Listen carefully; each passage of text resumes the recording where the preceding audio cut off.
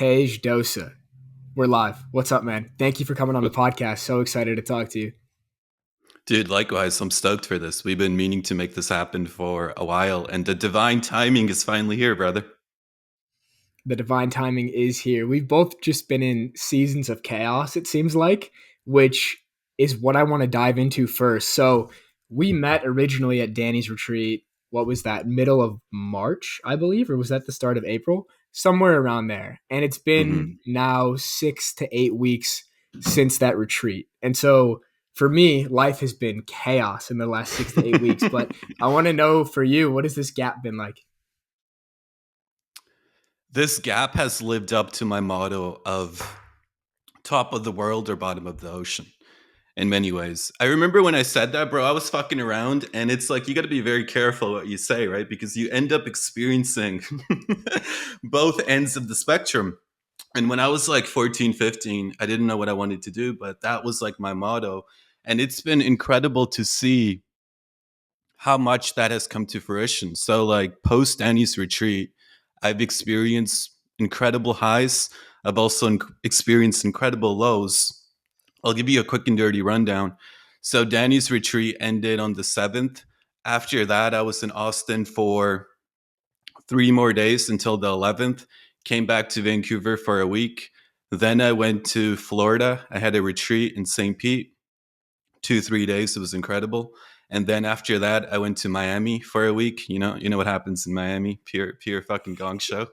In Miami, I come back from Miami, and I had like a week before I was going to go to Seattle for my brother's birthday thing. And then in that span of a week, a lot of things happened. One, I lost like 100K in like sunk costs related to business, some like business related thing. Another thing that happened was my 37-year-old cousin passed away unexpectedly. And then another thing that happened was just like a bunch of relationship things that I was touching upon at the Danny's retreat to some of the guys. So that unfolded, and then I went to Seattle for my brother's birthday. Just went on another fucking bender, and then I came back from there. And like for a week, I got like post bender sick. You know how that goes, right? I didn't get sick, but I just had like really bad headaches. And then finally, I got back into deep work. But in the midst of all this, I've been meditating, I've been doing the nature walks, I've been doing all that, and I've just been receiving incredible insight and guidance for like my 3.0 life related to business, related to creation. So it's like I feel like my 2.0 life falling apart and my 3.0 life extending the bridge to move into that. So it's been incredible. It's been fucking incredible. Okay, we got to dive into this 1.0, 2.0, 3.0 Tej Dosa lifestyle iteration of yourself. For everybody that hasn't heard of it, can you break down what are the different versions and what are you stepping into now? Yeah, that's a really good question. The way that I think of it is 1.0 is like what I classified the conditioned life. It's the life you're essentially born into, the circumstances you're born into, the people, the places, the environment. And with your 1.0 life, I would say you have a 1.0 self image that kind of predetermines the height of your success and also how low you can fall. So there's like a threshold that you live in. And that's what I call the conditioned life. And that to me, bro, is like so fucking boring. Like if I can fast forward how my life is going to go 20 years, 10 years, 30 years, whatever it is, I don't even want to live it. I'd rather just die than live that. It's like, dude, this is fucking boring. It's like watching a movie, you already know how it ends. There's no point in experiencing that. I know you know better than anybody based on the last newsletter I read. But that's 1.0. And I feel like 1.0 life is exited when you get this whiff of freedom, whether it's internally or externally. For me, it was externally related to money, that essentially tells you that there's way more to this life than what I've been told, than what exists inside my 1.0 conditioned reality. So 2.0 life is like when you take a step outside your 1.0 life and you start learning the skills, you start creating a business, you start making money, whatever you want to do to essentially live life on your own terms. And with that, you unlock location freedom, time freedom, and financial freedom. So that's what I classify as your 2.0 life. And then usually what happens with your 2.0 life, you can go anywhere, you can do anything. 2.0 life for me was like direct response and copy, and it still is. But that was the vehicle that I personally used. But once you've actualized the 2.0 life, you're living where you want to live, you're dating who you want to date, you're going where you want to go, so on and so forth. You start to, well, your mind thinks you've kind of like, finished the video game of life, but you haven't even started the video game of life. And then in 2.0, you usually get this whiff that, hey, like everything I thought reality was actually isn't the truth of reality. There's so much more here. There's so much more to our potential. And then it's like this inner call that arises in 2.0 land that beckons you to move Mm. forward into your 3.0 life. And 3.0 life is what I classify as living in alignment with the truth of reality and almost living as a vessel for that source energy, that divinity to literally flow through you. And 3.0 life, unlike 2.0 life, is very scary. It's on the brink of the unknown because you're like the last one to know how you've been used by divinity. You're forever being cooked, you're forever brewing things, and you're just on the cutting edge of reality and you're just moving with it. And there is no plans, there is no schedules. I mean, there are routines, but you can't create no 5-year plan with 3.0 life. It's literally moment to moment, being a beacon for divinity to arise and move through you and go wherever it wants to go. In my 3.0 life, one of my intentions at Danny's retreat was death and rebirth. So to die to my 2.0 life, it sounds fucking crazy, right? The way I say this, but to be reborn to my 3.0 life. And that's essentially what happened in terms of a lot of the stuff that I was experiencing. And we can unpack whatever you want to unpack, but that's like the high level of 1.0, 2.0, and 3.0. Dude, I resonate so deeply with it. I've put this 1.0, 2.0, 3.0 into different terms in my own mind and my own perspective. And I've only come across this in my own consciousness as of like the past month. So what I realized is I made a similar transition in stages as you did on different timelines though, and with different vehicles, which is kind of Mm-hmm. fascinating. So the first one, 1.0 Jack, was D1 football, economics, expecting to do like a high paying finance career. Then 2.0 Jack is like, okay, internet money, internet freedom, which is the name of the course I'm about to release in like 3 days. But what I really realized is the real game is you want to achieve internet freedom so that you can unlock internal freedom. So that your work Mm. is not just a means to an end, but your work is just an extension of your nature and who you are. And so for me, it's interesting. I think one difference between me and you in the 2.0 versus the 3.0, because I think I'm stepping into the 3.0 as well, and this is just full transparency and honesty, is in the 2.0 version of me, I didn't achieve the financial freedom, but I achieved the time and the location freedom. And I feel I've achieved the ability to make money with a skill set. Now, instead of going and chasing the financial freedom, right now, I'm like, I want to skip ahead to 3.0 version of Jack and take 3 months off of business this summer and just get into a state of being and just see if this book comes out of me.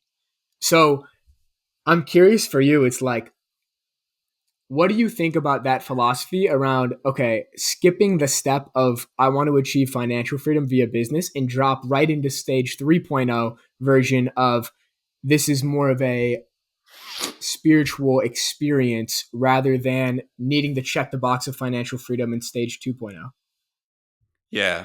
I feel like with all three phases, sometimes you like cycle through them all, right? So it's not like, at least for my experience, it's not like always linear. Like some days, bro, I wake up as like 1.0, right? I'm like, dude, what the fuck happened here?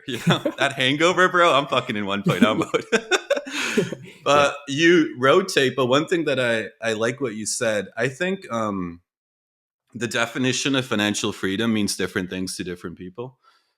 Certain people, there's like a certain number, but I also, one definition of financial freedom that I also really like is you become financially free not the day you hit some arbitrary number, but the day that you build the skills that you can use to make money any day, right?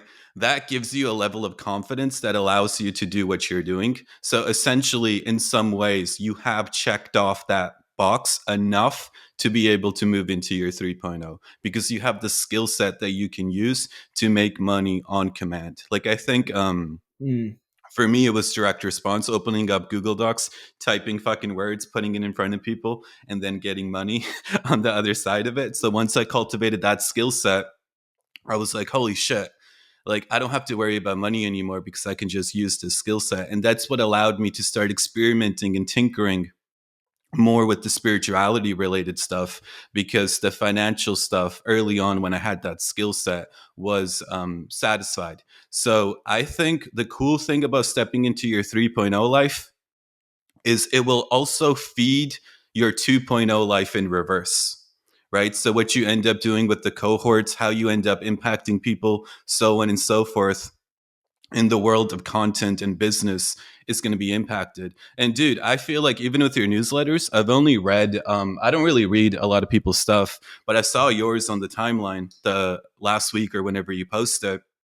And I'll be honest, usually when I see newsletters on the timeline, I'm like, people are just like, hitting their quota. Like they have, like, I'm going to write one newsletter a week or two. And like, they're just going to write whatever they think is going to go viral. And that's what people are going to consume, and that's what it is. So usually I don't consume a lot of people's work because it feels more like hitting a quota. But then I stumbled across your newsletter on the timeline. I think it was like rediscovering Jack Moses or something like that. And I clicked on it. I was like, dude, this guy's being real as fuck. He's being transparent as fuck. And like, I could sense the 3.0 in your writing. And then I started reading the other newsletters and I was like, dude, this is some really good shit. So that's like a really good example of how the 3.0 trickles into the 2.0 to bring it to life. And then what ends up mm, happening is people that aren't even in 3.0, because it's the truth of who and what we are, they start to sense it in your content and they become addicted to it because your content becomes a mirror for them to actualize their own 3.0 because it already exists inside them, right? So your content becomes the vehicle, the bridge, and people become addicted to your content, not knowing what they're ultimately addicted to is the highest version of themselves. mm. Damn. Thank you for those reflections too. I appreciate that. And thank you for dropping those bars. It's funny how you say people become attracted to your content without knowing why they're attracted to it, because that happened for me with your stuff like 3 or 4 months ago. So 3 or 4 months ago, I started working with Danny one-on-one coaching. Shout out, Just because Danny. I Gotta give shout Danny the out shout out. Danny. Big shout out, Danny. But yeah, I had kind of entered like a spiritual rut where I had really fallen off the spiritual path. I'd swung too far into just focusing on business and progress and status and all of this stuff. And I'd lost touch with the spirituality side of things. So I started working with Danny. And within a week, I started noticing I cannot stop reading this guy Tej Dosa's tweets. Like, who is this guy? And I asked Danny about it. I was like, dude, like, for whatever reason, like most of the content that I've been consuming is not resonating with me anymore. And Tej's stuff and your stuff, Danny's stuff, is really resonating with me. And I was like, why do you think that is? He's like, it's because you're waking up. And like, it was a very simple statement for him. But for me, that was like kind of hit me like a ton of bricks of like, oh, I'm seeing the content on the timeline differently because I can tell when somebody's speaking from truth because I'm getting closer to the truth of my authentic expression. And now in these last 3 or 4 months, I've gone from somebody that was like scheduling tweets and like using frameworks and like writing for the algorithm and for what I thought would do well to now it's just like I'm letting it rip as you say so wisely. I'm just letting it rip and the reflections I've got from people have been incredible. People are like, dude, like something is different about how you're writing now. And it's like, yeah, because now I'm writing less for the result or for the outcome and more for just the intrinsic desire to express myself. And so I originally started to see that in your work. And then one other thing you touched on too with the newsletter of rediscovering Jack Moses, a huge part of that newsletter was me continuously having to let the old version of who I thought I was die to step into who I truly am. So that is Mm. the key bridge of 2.0 to 3.0. It's like what version of you has to die for you to step into who you truly are. So for you, what version of Tej has died in the past or still needs to die for you to fully step into 3.0? Dude, brilliant question. Well, in many, like the cop out answer, I'll hit you with the cop out answer first, and I'll get to the juice. The cop out answer is one of the things that I really enjoy about entrepreneurship is in order to hit the next level, you constantly have to die and be reborn, even in a business sense, right? Where you got to constantly outgrow your to do list, not the to do list itself, but the tasks on the to Mm. do list. And you got to constantly level up your skill set in order to hit the numbers that you desire and to also have the impact that you want to have on the world. So, from a business standpoint, dude, like the first sales call I did, I was like so nervous. I had to like chug a beer before the fucking sales call. I was like 14, 15 years of age, right? And I was like chugging beers to go on a fucking sales call. And then You know like what's I had funny, to, dude? Real quick, mhm. not to interrupt you, sorry, but the first sales call I ever did in the creator economy, I had to smoke a joint before the sales call too. I closed them though. Closed them. Did you close them? I did not close them, bro. I did not close them. Um, I remember like I was like halfway through because like it was like some CEO, some affiliate marketer that I had like read his blog for so long, and I had him on a pedestal, right? So that's why I had to drink the beer to control my nerves before I hop on this call. And I remember like halfway on the call, I realized that he was just a person. And in my internal dialogue was like, holy fuck, like, why the fuck did you think you had to drink a beer to run this sales call with this guy? He's just some guy. Like, his dog was running in the background, his girlfriend was like in the background. I'm like, this is just a regular human being. So that was like a pivotal shift, but I did not close him. But essentially, in entrepreneurship, like I've had to go from multiple different versions of myself to hit the numbers that I wanted to hit. And also internally, bro, entrepreneurship is hard, but the real spiritual journey is the hardest thing I've ever done in my life by far. Because it's very easy to say things like, even like what I said, like my intention was to die and be reborn, but to actually experience that, to actually experience these identities that you've taken to be the truth of who you are, that everybody that you love knows you through, and to actually let those go and to actually go through the mourning process. It's not sunshine and rainbows at all. It's very, very, very difficult work. And it brings up a lot related to survival because, like, these identities, although they're not the truth of who and what we are, we've lived with these masks for so long that once they start to fall away, we literally think that we're about to die. Right. So it is a process of quite literally going through the death process, mourning the faces of yourself that you never were, but who you took yourself to be, and then making it through the other side. So, in terms of internally, bro, I like die and I experience the death of various identities on like a weekly basis. It's been a very intense, rigorous, extreme process for me. And I wouldn't have it any other way. Like the spiritual journey is something that I would want. The rewards of the spiritual journey is something that I would want everybody to experience. But the pain and the difficulty that it actually takes to go through it in a sincere way is not for the faint of heart. Like I used to flirt around with it back in like 2018, 2019, thinking I knew what the fuck was going on. And I hadn't even started the real journey. But to answer your question, I feel like for a long time, I've used copywriting as a crutch, right? Copywriting came very easy to me as a result of the work that I put in. I've been writing online since like 2011. So I cultivated that skill set. And through writing and through copy and through cooking up Google Docs and putting it in front of people, I became very comfortable just making a lot of money by just like writing. And my 3.0 life requires a lot more from me in terms of stepping more into quote unquote the scene. So the version of me that essentially has to die is the one that is essentially the copywriter in many ways. It's the copywriter that has to die in order for me to step more fully into my 3.0 life that is much more universal with my skill set and the creations and the impact. Hmm. You put out a tweet the other day that's coming to mind. I have it written down. It's really freaking good, and I want to know where it came from. You said, when a man hits rock bottom, the only way back up is to invest every fiber of his being into creating and believing in a big idea, capitalized big. This idea will often pull him out of the depths of hell, blame, pity, self judgment, and back into the light of heaven, action, discipline, momentum. So I feel like this ties in well to what you just said. So I want to know, where did that tweet come from? Because it was only a few days ago. And what is this big idea that you are obsessed with right now? Hmm.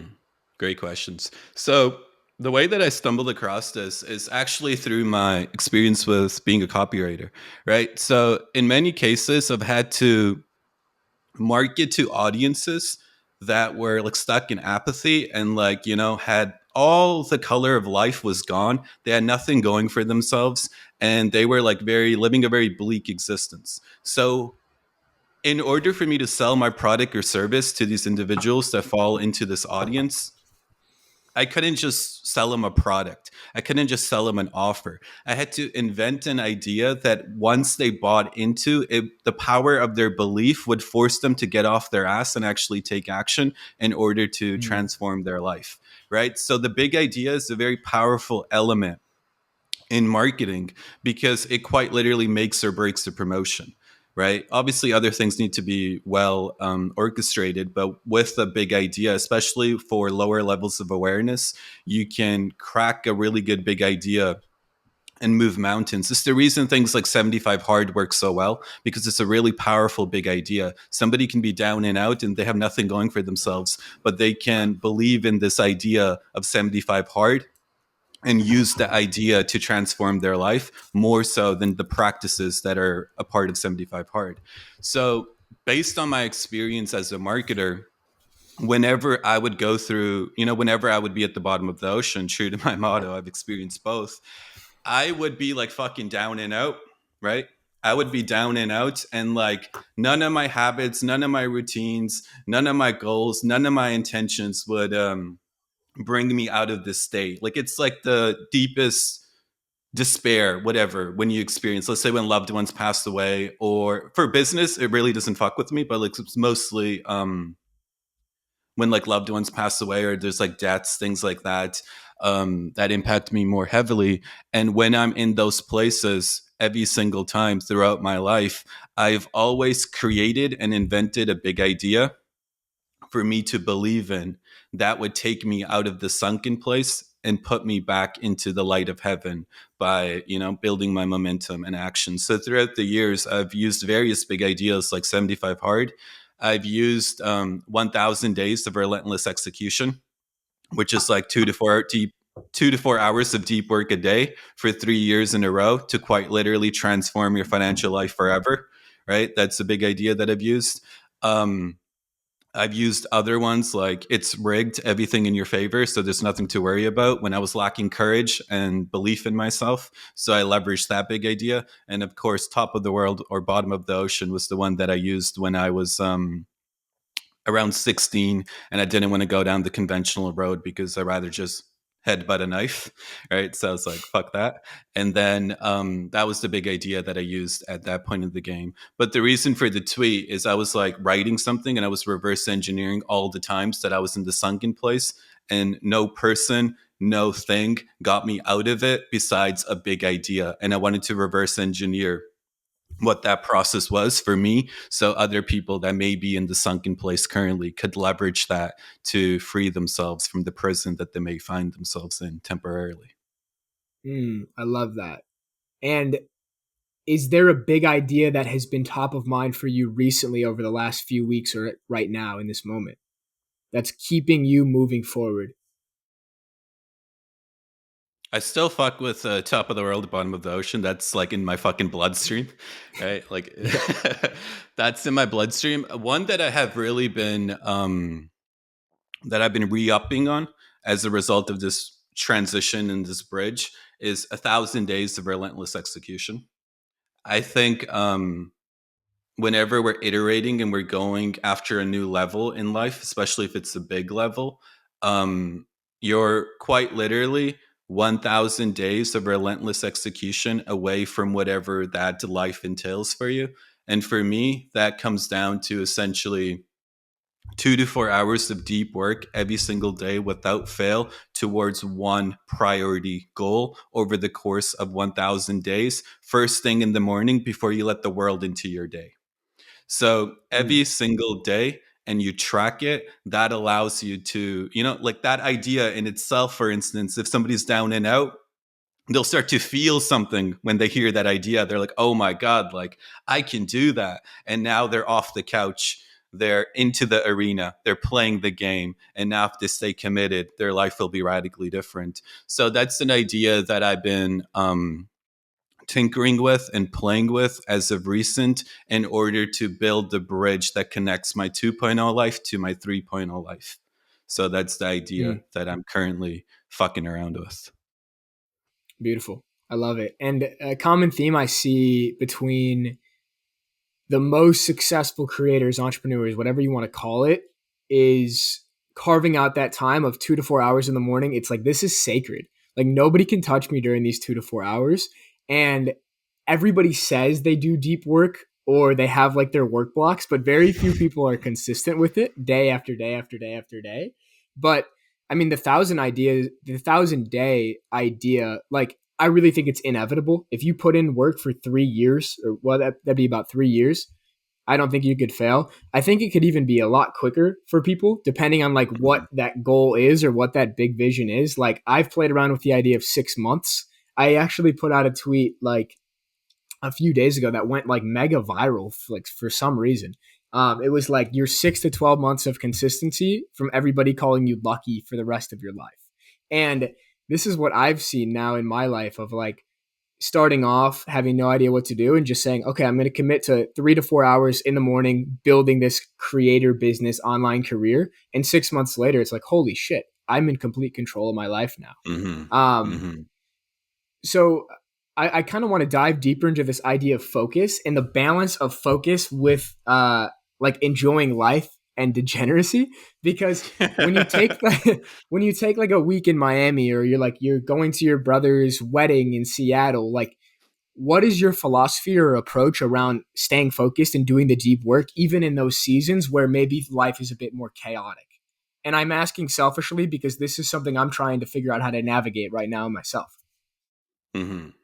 Yeah, usually when I go on trips, depending on the trip, sometimes like usually the way that I work is I'll like execute for like 90 days in a row and then I'll usually take like 1 week off, right? And Mm. usually when I take 1 week off is when I'll structure some sort of trip, right, to go explore. So the period in Austin, for instance, was when I was done the initial 90 days to start this year, and Austin was that break. So in Austin, I didn't do any work essentially. I just had like maintenance stuff related to calls. I didn't do any deep work. It's like what we were joking around with. It's like, dude, I haven't done deep work. Like your tweet was so good when you're like, dude, I'm getting withdrawal symptoms from not doing deep work. Yeah. That's like, I relate to that heavy.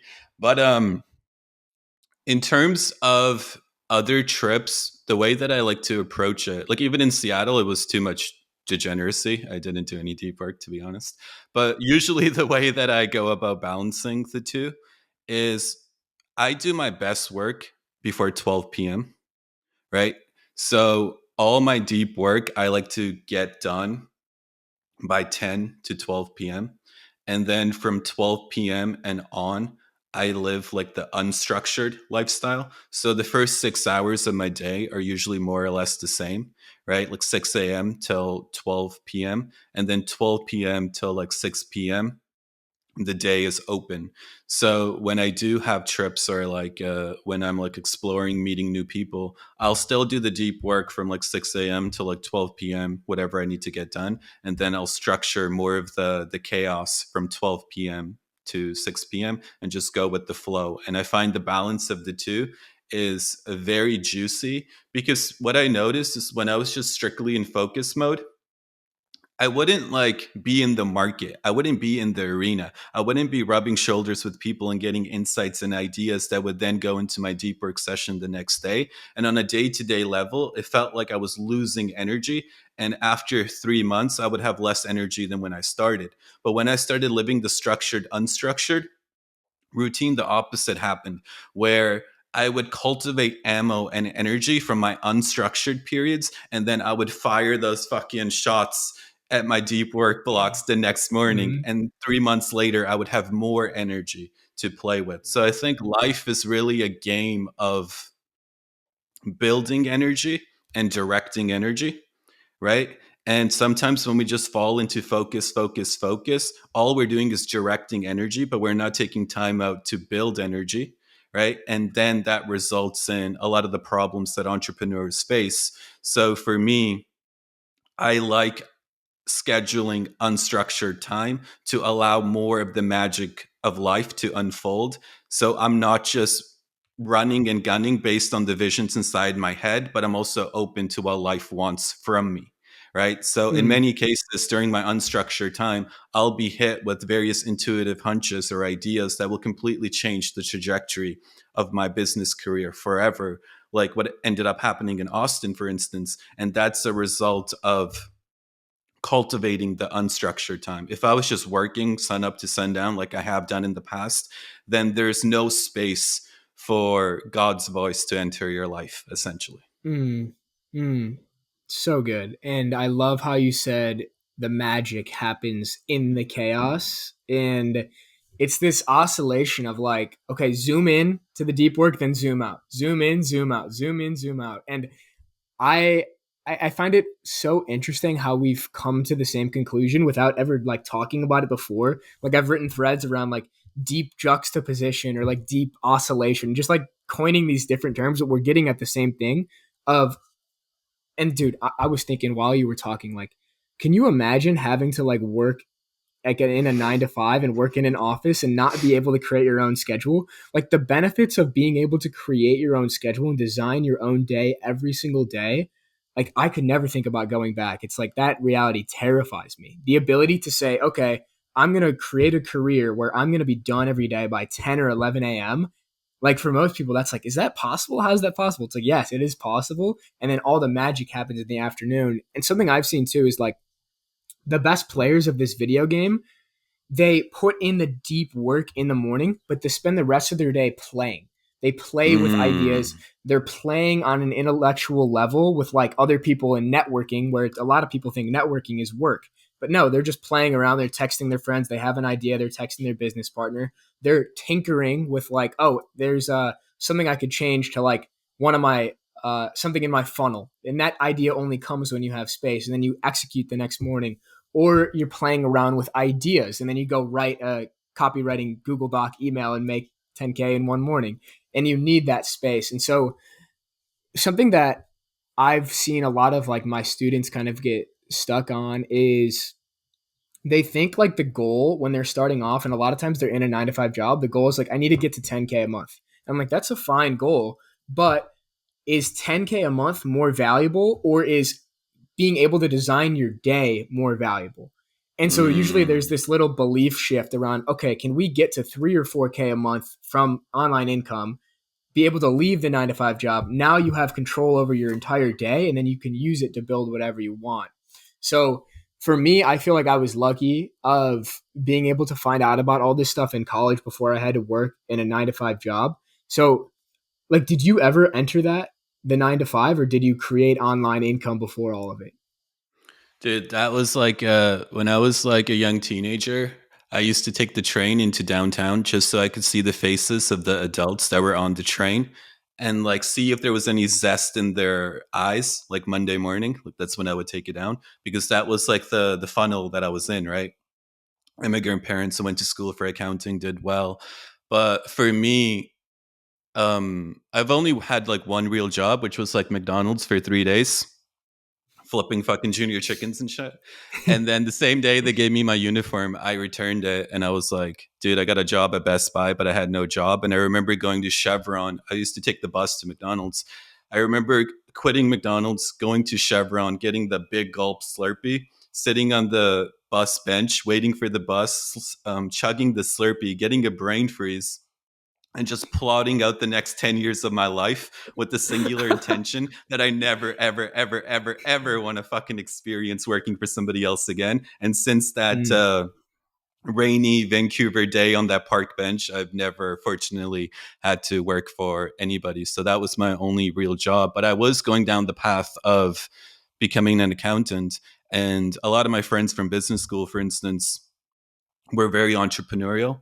And we kind of deviated in the sense that after university, they started working for the big four companies or became investment bankers. And I was like, dude, fuck this. I'm just going to use this time to see if I can crack the online game. So I graduated early, but I didn't tell my parents I was done. So I would just go to school and work on my online business until my business started producing the income that I could then show to my parents, like, hey, like an accountant makes like 50K a year, and I just did like 50K in 4 hours. Like this isn't gonna work. I'm not gonna become an accountant anymore, right? So once I hit that first big win, I was able to show my parents, because my parents, they don't understand what I do. Like even to this day, they think I like play like fucking games on the computer all day, right? Like I mean, in a way, I do. It's a fucking You video game, are, yeah. but Pretty much. yeah, they don't really understand. But I've never had to experience that reality, and I completely agree with you. I think like having control over your schedule is far more powerful than, for me, I would rather have control over my schedule and make less with the ability to potentially make more as a result of the ideas that come from having control over Yeah. my schedule, compared to making more money. And one of my favorite quotes as of recent is, I can't wait to finish my work in the morning so I can spend the rest of my day working. Mm, So fire. mm. So good. I think you said that to me on our walk in Austin. I was like, I had to stop for a second. Like that was so damn good. Um, but yeah, I think a huge thing in this game is having foresight and being able to see long term moves years in advance. Even if you don't know how they're Hmm. going to shake out the details, but understanding long term leverage and thinking. I was having this conversation with my dad yesterday about how at the start I was like really close friends with a few people that we were all becoming ghostwriters, right? That was our ticket to escape the 9 to 5 job and make online income. And kind of similar to your investment banking friends and your path, our paths deviated too, where a lot of these friends I started with, they went into, all right, I'm going to go scale a ghostwriting agency. And Hmm. I was always like, I'm going to stay intentionally at 4 to 5K a month with 2 to 3 clients so I can have 6 days a week to myself. And for a while, it was like these friends are greatly surpassing me in terms of income. And they still are in a lot of respects, but I'm like, I want to use as much time as possible to figure myself out, build my own projects, build my own leverage, because I see it 3 to 5 years down the line. Your personal brand is your greatest access point of leverage. But you have to have the foresight to be able to not take the shiny object of the investment banking salary or the agency route to double down on and believe in yourself and say, I know where this is going in 3 to 5 years in terms of the leverage. But it's really interesting for me, like, okay, where does this foresight come from? Where does this vision come from? I know we've talked about like playing video games a lot, which maybe we'll go into of like how that has developed it. But for you to like be in high school or in your teens and like literally go on the bus and look at other people's faces on a Monday morning to say like, is this the path I want to go? Like, why do you think you were able to see this path so much sooner than everybody else around you? I think I was just fucked in the head, to be honest. I think I think that's the real answer, because I think if you're like normal, quote unquote normal, and you're like not fucked in the head, then you're just naturally experiencing whatever the present moment entails at that time, right? So you're playing sports, you're like doing whatever those teenage years comes with. For me, bro, it was I would say, like, in hindsight, I was in like deep pain, and I didn't realize I was in deep pain. And it was the pain that was like motivating me to figure shit out, right? That was my driving force. It was like, I had always, since a young kid, been able to see the entire playing field. So, not just life through my own eyes based on where I was in the video game of life based on my age, but like fast forward it like 20 years or 30 years or 40, 50, whatever it is, and kind of run simulations in my mind and see what life did I want to live and what Mm. life did I not want to live. So based on that ability, it's like I had, without even living the conventional life, I had lived the conventional life in my mind, and I was like, oh no, like this is not going to work, right? So because of that, I had this spark and this drive. And I think one thing that was really beneficial for me was, even based on what you just said, like when you deviated and you were like okay with making like 3 to 4K as opposed to like a lot more money, it was the tendency of, I feel like most people never take 10 steps forward in their life because they're too scared to take 2 steps back initially. Right? Because once you take 2 steps back initially, it's like all of society is like, Jack, what the fuck are you doing? Like, are you crazy? Like, why didn't you go get that job? Or like, why are you going to travel now? Like, you should be working on your business. Right? It's like you're taking 2 steps back in the eyes of the world. But for me, because I grew up with like not that many expectations on me, like my sister was the smart one, she Mm. went on to become a doctor. I had this freedom of like, oh, like I'm a fuck up, so like, if I take 2 steps back, it doesn't do anything to my self image. But internally, I knew I wasn't a fuck up, but everybody else perceived me to be a fuck up. So when I took 2 steps back, it wasn't the end of the world. And I had space to truly think and figure out my next moves, which then allowed me Mm. to take 10 steps forward, to the point people are like, dude, where the fuck did that come from? Right. But most people are Bro. too smart to take 2 steps back because it will destroy their self image. Damn, that is so good. And like the parallel that I'm seeing is okay, we talked about the oscillation in the day to day with deep work and like deep spontaneity or space. Same thing in the macro of life, right? Can you take step back in life, take a long Mm. break, take a step back and see the whole playing field? I've seen the theme happen in my life so many times, and it's like that is what's giving me the courage to literally take 3 months off of business this summer, intentionally not try to make more money, which is like crazy to most people when I say that. Like my parents, like that would like drive them crazy to say that. But I I've can seen imagine. repeatedly taking a step back and zooming out and rediscovering who you truly are and what path you want to walk next has opened up so many doors for me that I wouldn't have been able to see. It's like taking a step back from economics and changing my major to psychology was the first step.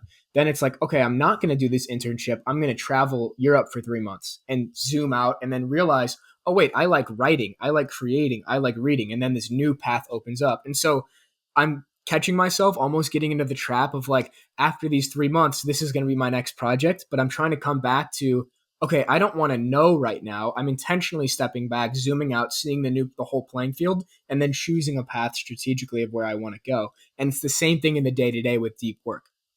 Can you zoom out, step back? Can you move forward and advance to the next part? So, like for you, or I'm trying to think like from childhood, like where does this vision come from?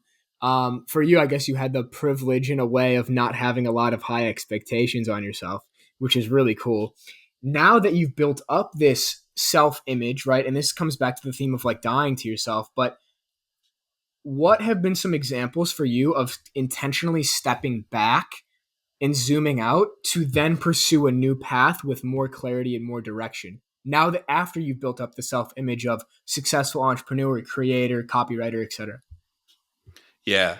So one of the reasons the month of April and this month of May was like I didn't do much deep work was an example of like taking that step back and Mm-hmm. allowing the places that I was going to, the people that I was meeting, some of the internal stuff to arise more to the surface with respect to what I wanted to do, with respect to my 3.0 life. Because I think when you first get into the game, you're just interested in making a fuck ton of money. And it doesn't really matter how you go about making it as long as you make it. Right. To obviously, you don't want to do anything illegal or black hat, but like if you're making money and you're doing good, it's like, oh yeah, like I'm making money. But then I think once you've like scratched that initial itch of like being able to make money online, then I think you truly start to realize that the value is in your decision making and in what games you're playing and in what arenas you're in. And usually to get that right, you got to take one step back to see the entirety of the playing field, to see where the world is heading, and to see how you can position yourself 3 to 5 years ahead of the world. So by the time the world catches up, you get filthy rich. Right. So this Mm. past month was essentially me doing that, taking a step back from work intentionally, just traveling, just exploring. I probably did much more partying than I should have done, but fuck it. It was going with the flow of life. And through that process, I came upon a really cool new big business idea that I'll probably develop throughout the course of my life, and it'll be my lifelong business project. And it came as a result of taking a step back and not being so much engrossed in the copywriting world like I was previously, in order for this idea to come to come through me, and essentially it's an alignment with where the world is going in 3 to 5 years as well. That's the sweet spot that I personally like to tap into, similar to what you did with the personal branding. You saw where the world was heading, you saw people going one way, you saw that you may want to go another way to position yourself well for the new world, and that's essentially what you did, and that's essentially what I did this past month. Mm. That idea of position yourself where the world is going in 3 to 5 years and wait for time to catch up. I fucking love that idea. And I know we had talked about where we thought the world is going 3 to 5 years when we went on that walk in Austin a month and a half ago. But I'm curious now, where do you feel the world is heading in 3 to 5 years, and how are you positioning yourself accordingly? Yeah. So I think like the beauty of the world is there's two layers to the world, the way that I see it. There's conditioned reality, which is like you could say, yeah, conditioned reality, like based on what man wants to do and where man is going. And then there's an underlining reality as well that is far greater and stronger than conditioned reality, right? So when I look into where the world is headed, one of the benefits of meditating, going out in nature, doing some of the internal work, is your will starts to align with, you could say, life's will, right? And it becomes one and the same. And you start to develop a sixth sense for not where conditioned reality is going, but where the entire play is going, what the entire play is up to on a very deep level without consciously knowing that you know. Mm, So the way that I experience it is in those two ways. With conditioned reality, I think like, you know, what everybody thinks is going to happen is probably going to happen with respect to a lot of the AI stuff, technological advancements, so on and so forth. Ready Player One, those type of vibes, right? I think a lot of that is going to come to fruition because just the state of people in general, they're becoming very pacified and pretty not there. They're like humanoids as opposed to human beings. I don't think majority of people are actually human beings. I think they're humanoids, especially in today's day and age. If you watch a film of somebody from like the 90s or 80s, you see even through film, they had such a strong presence. They were so there. And you can experience that through the film, like a family wedding or like whatever, right? You see so much life. And now when you see people when you're walking across the street or through video, it's like there's nobody home. There's just a body mm, that's moving, but nobody is home. So I think there's been a progression towards taking human beings and turning them into humanoids. I think in the conditioned reality, that's something that's been going on. And that's something to prepare for and to position yourself accordingly, whatever that may mean to you. But at a deeper level, with the underlining mm, reality, I think there's a movement towards greater and greater levels of realization and advancements in consciousness, right? And advancements in consciousness bring about new creations, new innovations, new brands, new products, new ways to service the market. And the way that I see it is there's a revolution occurring spiritually. And with that revolution, it's creating a lot of space for the new world to be built. And I think as this revolution accelerates in the coming years, especially the next 3 years, um, people, as they start to awaken, like you said, when you started to experience your awakening, certain tweets on the timeline no longer resonated for you, whereas other tweets did. I think we're going to experience that on a macro scale where various brands that resonated with people no longer do. And there's going to be space to fulfill that demand based on these new individuals and their new needs and desires. So, in large part, one of the companies is essentially building this new world from the ground up in proven markets based on my direct response. skill set and my direct response experience. So that's kind of how I personally see it. Like you are a great Mm, example of that. Like the tweet thing, I think that's going to happen on a macro level in the next mm. 3 to 5 years.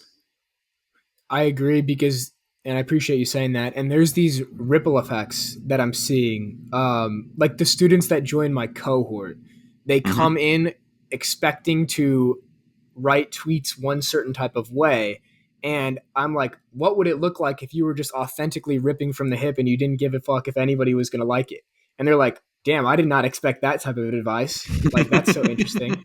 Or I'm like, what would it look like if it was just play and you didn't take it so seriously? Like, so there are Mm. these ripple effects as like I'm coming to deeper realizations, whether it be from my own internal work or like listening to more spiritual stuff or talking with you or talking with Danny or people like that. Then the ripple effects to students in my cohort, then they ripple out to other people who they influence, and like the internet only perpetuates that. What I find, this is again a selfish question, because with these really big ideas and being able to like see where the world is going and knowing you want to capitalize on it both for your own gain and the advancement and betterment of society, it's a really tall task, right? Like I've heard you throw around the numbers of like $1 billion business and things like that.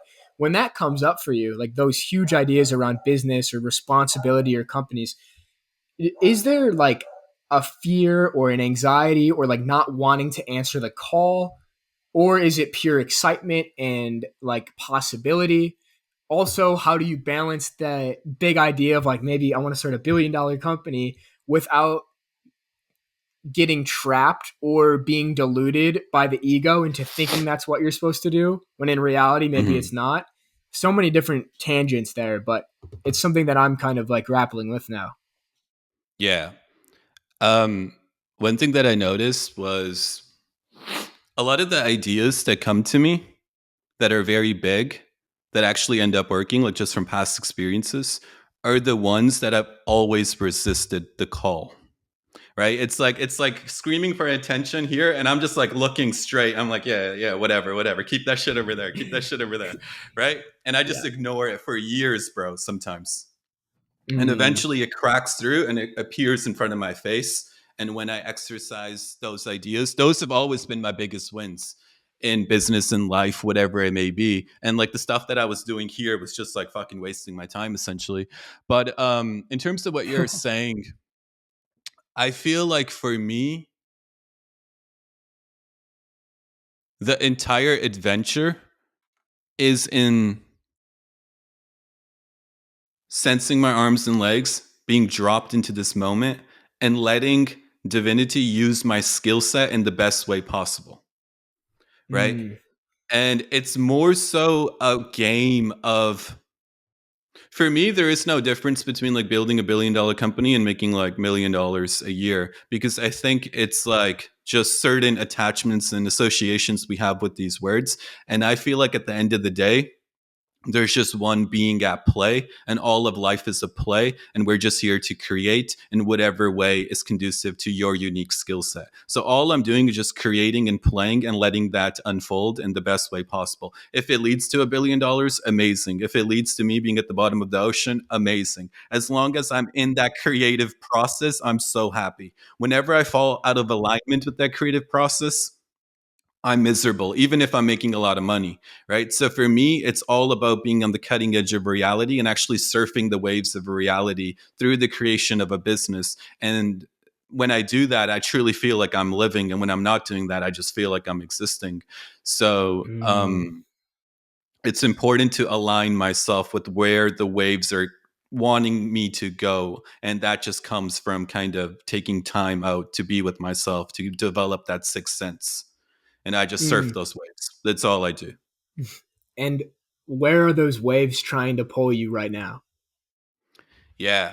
So for the last little bit, I mean, there's like multiple different ways that I can answer this question, but the primary underlining thing is like the pull towards the 3.0.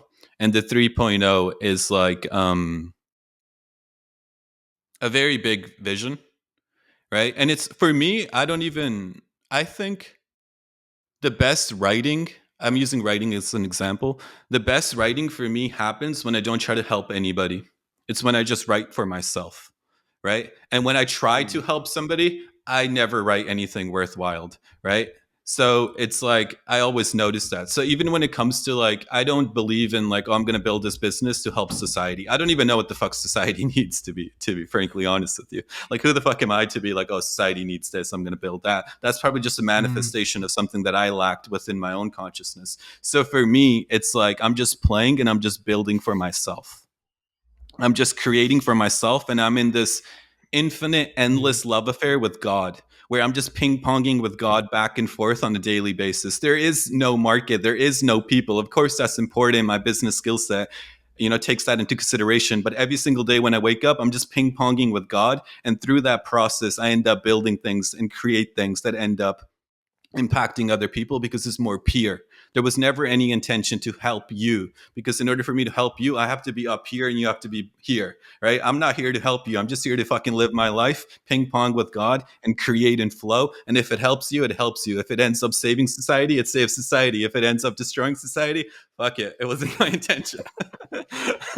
bro, bro, we gotta clip that. I'm taking a mental note. Like 54 minutes to 56 minutes. Like you were just got into the craziest flow state. I literally felt like high during that. Like I was like, oh my god, this guy's just on a roll in flow. And I think that's it. Like that's the ability to tap into divinity and let it channel through you. And right there, it happened in speech. When you write, it Mm, happens in writing. When it's business, it happens in business. But it's just the divine expressing itself through you. And the more you get yourself out of the way, the more it can. But when the thing that happens for me is when I get my own personal preferences too wrapped up in it all, then it's just chaos. Then it's overwhelmed. Then nothing actually works. But the more I get out of the way and come back to this center, the more things just flow through me. And it's interesting. Like I kind of want to dive into like, okay, how do you stay in that state? What are the practices you do to stay in that state? For me, like when you were just talking and in that flow state, it was bringing me back into this state of actual like authentic play and not needing any external approval to say what I want to say or do what I want to do, that I got into actually the newsletter you read from me, the Rediscovering Jack Moses, in this solo, intimate MDMA journey.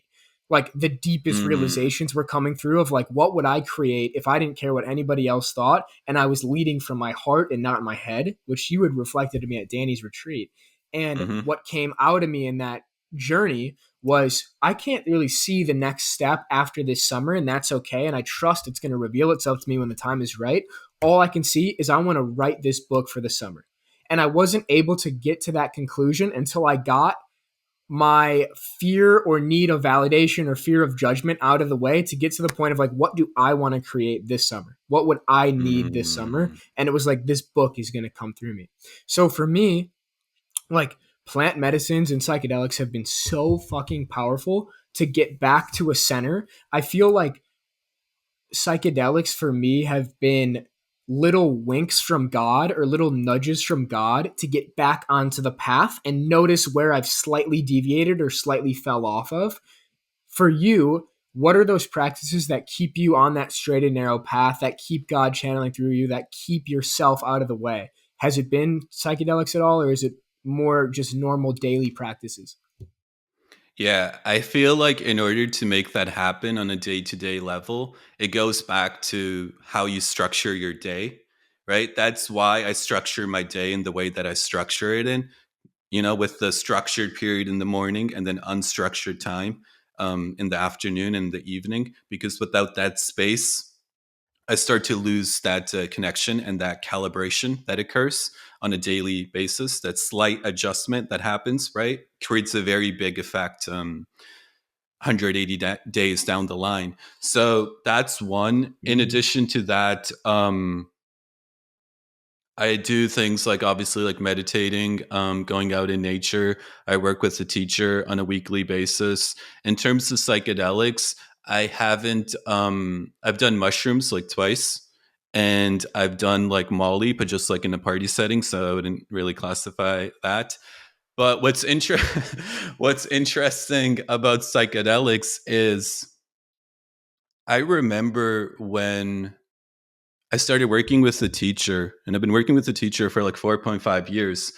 And it's wild, like when you start to digest outdated pieces of yourself and you start to metabolize them, they leave your consciousness, which in return changes the world that you inhabit without changing Mhm. anything else. Like you could quite literally just sit on your sofa, do the work, and the world that you experience will be different compared to when you first sat down on the sofa.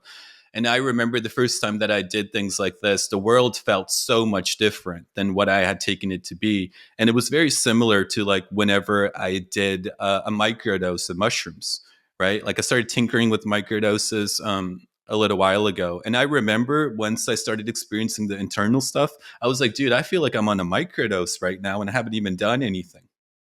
So that for Mhm. me was like, hey, like, you can get to these states without necessarily needing anything. But I did do like a heavy dose of mushrooms one time that essentially was, it was the scariest experience of my life, but it was also the most liberating experience of my life because it destroyed my 2.0 world completely. Like, dude, I was so meshed with like running up the numbers and like, I want this, I want that. And I had done all that. And then I did a bunch of mushrooms and I felt like I was dying. And I realized how minuscule all that was. And this underlining presence of reality started to reveal itself that was so loving, so peaceful, so pure, and I thought I was dying. And I realized that I had the opportunity to be in touch with this throughout my life, and I'd completely missed the boat. I had completely missed the point, and now I was dying, Mm. having never ever lived. And the walls were caging in Mm. on me, and I realized it was always now o'clock, and in the now I had never been. And now I was being forced into the now as my death was approaching. So it was the most fucking scary experience of my life. And it completely readjusted my entire reality. But it was liberating in the sense that it actualized this inner call to actually discover, hey, what the fuck was that? And then I actually discovered that without mushrooms, that underlining reality, that presence, that divinity. And it's been the most precious gift of my life by far. Wow. How long ago was that experience for you? That one was 5 years ago. 5 years So ago. if you notice, my Twitter adjusted. Before I was strictly tweeting about copywriting online business. And then in like 2019-ish, I started tweeting more about spirituality and the internal world. It was predicated on this experience. And I had like Wow. I say this lightly because I'm not an expert on what this entails, but based on what I experienced, after that experience, I had like PTSD for like a year straight. It was like very intense.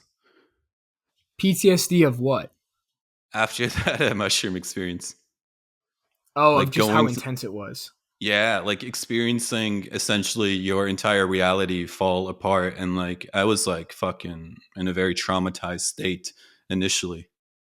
And then to make it through and experience, because like at that point, I didn't know what this was.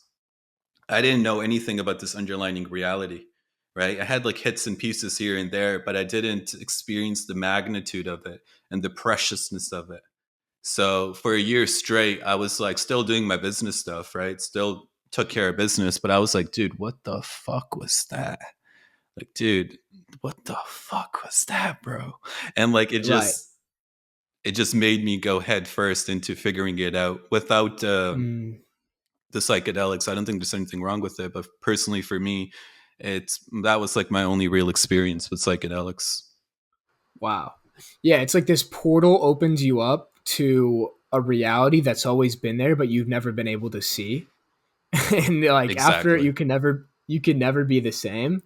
Exactly. I like I can look at every single one of my psychedelic or medicine journeys, and like there's been a clear fork in the road afterwards of like something's gonna shift. The first one ever was I realized it was okay to quit football and let football player Wow. Jack die and then Wow. become nobody. Like that was the most exciting thing.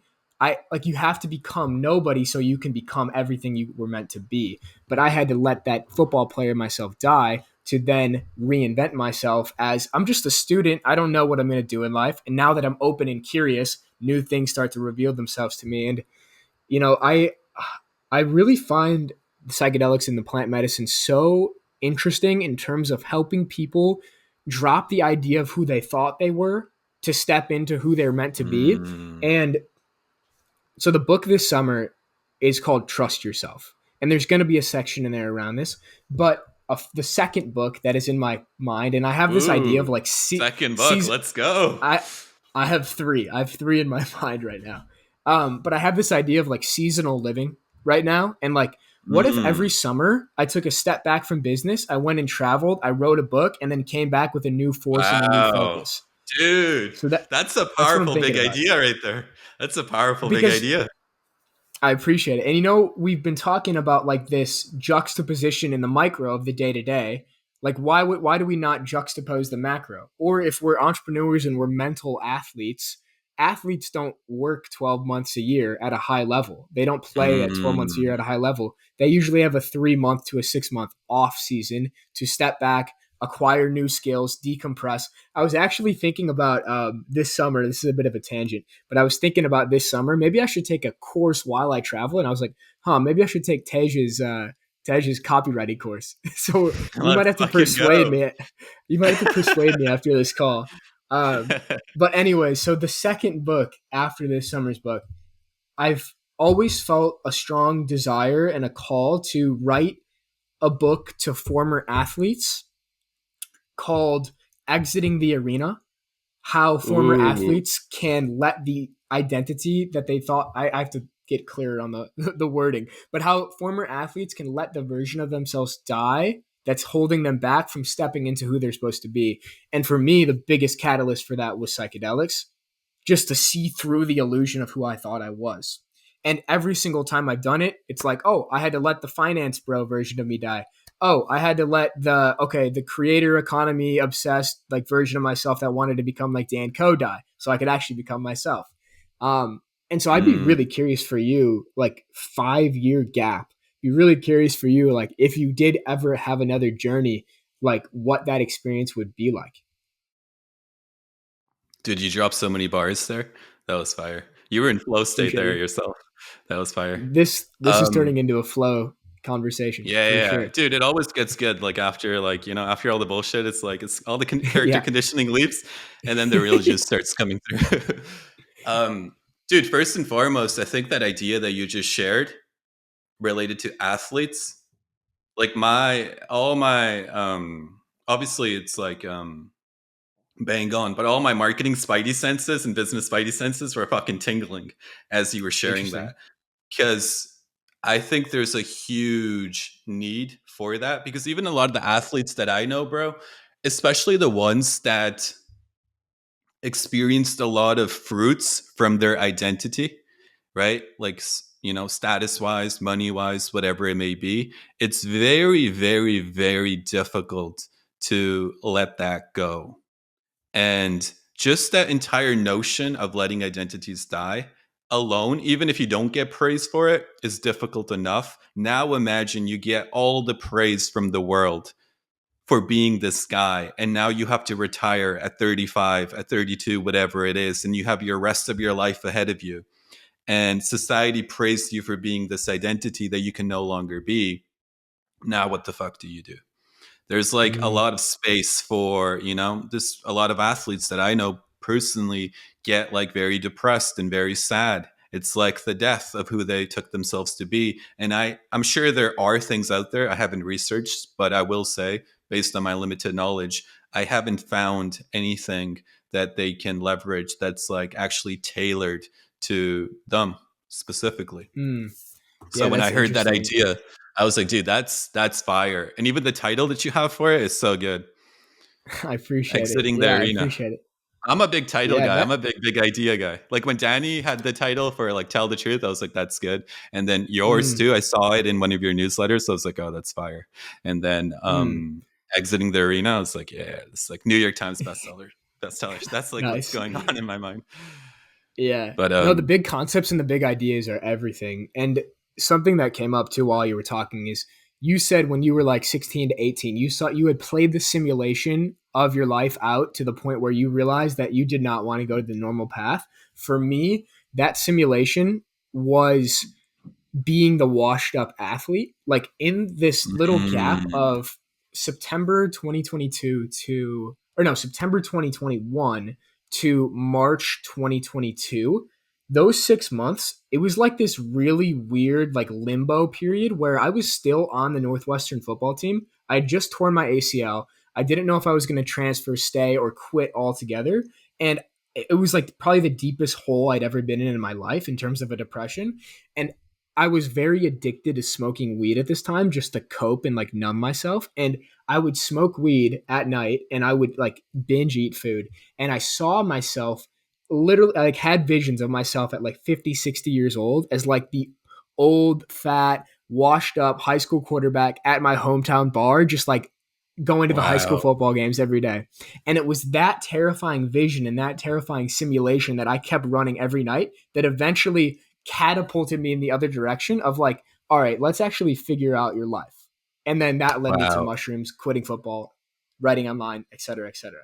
But I think that's something I go through with people in my course is like the most important thing to figure out at the start might not be your vision for the future, but it might be your anti-vision for the future.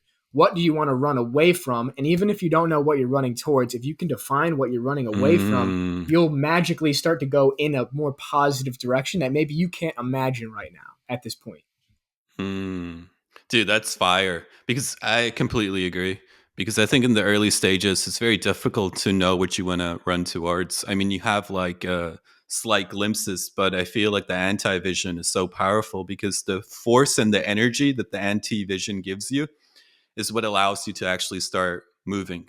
And I think in many ways, especially in the beginning of the journey, that's much more powerful than the energy that you draw from inspiration or ambition to create something that's like more positive. You know, running away Mm, from the line is always going to be much more important than running towards sunshine, for instance.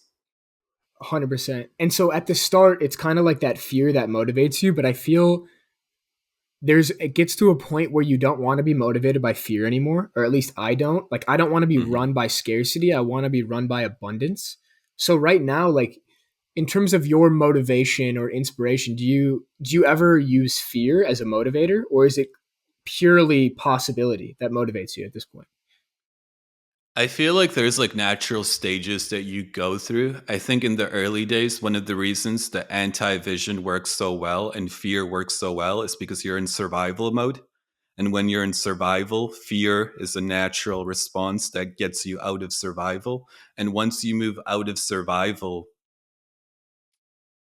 and you start creating and you start thriving, fear loses kind of its pull on you, right? Because you start to, you know, actualize a new world and you start to experience the results that that delivers to you. So fear doesn't have that much of a pull. And I feel like a shift occurs once you get out of survival from fear to love. And love can manifest in Mm-hmm. many different ways. There's usually a bridge between fear and love, which is anger.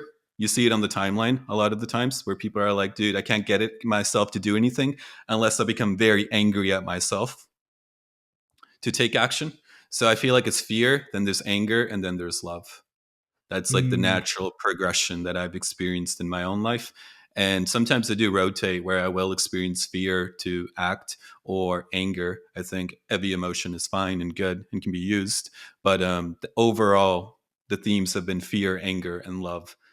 And love, not in like a, you know, the usual associations that we have with love, but in like a very strong, steadfast, this is the truth of my experience, and I'm gonna go towards the enemy with full fucking force, and I'm gonna take over this fucking market. Like that can be an act of love. mm, mm. So that's been my personal experience. I love that. And I'm thinking about like, okay, what would the manifestation of what you create, how would that differ based on where you're coming from? Like what you create will be so different whether you're coming from fear, anger, or love. So for you, like for each of those three categories, what do you think is the thing that you would go create if you were operating from each of those three? Dude, I love it. What a fucking great brainstorming session question.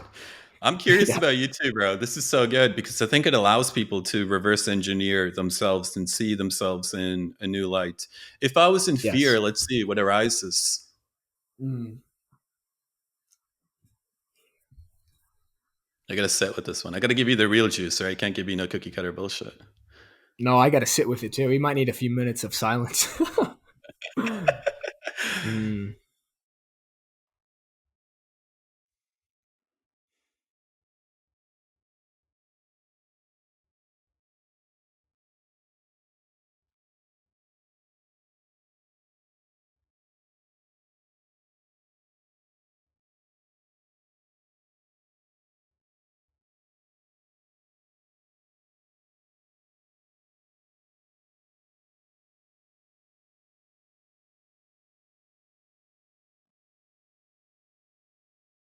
What's arising for you now? I'm curious, just based on this question.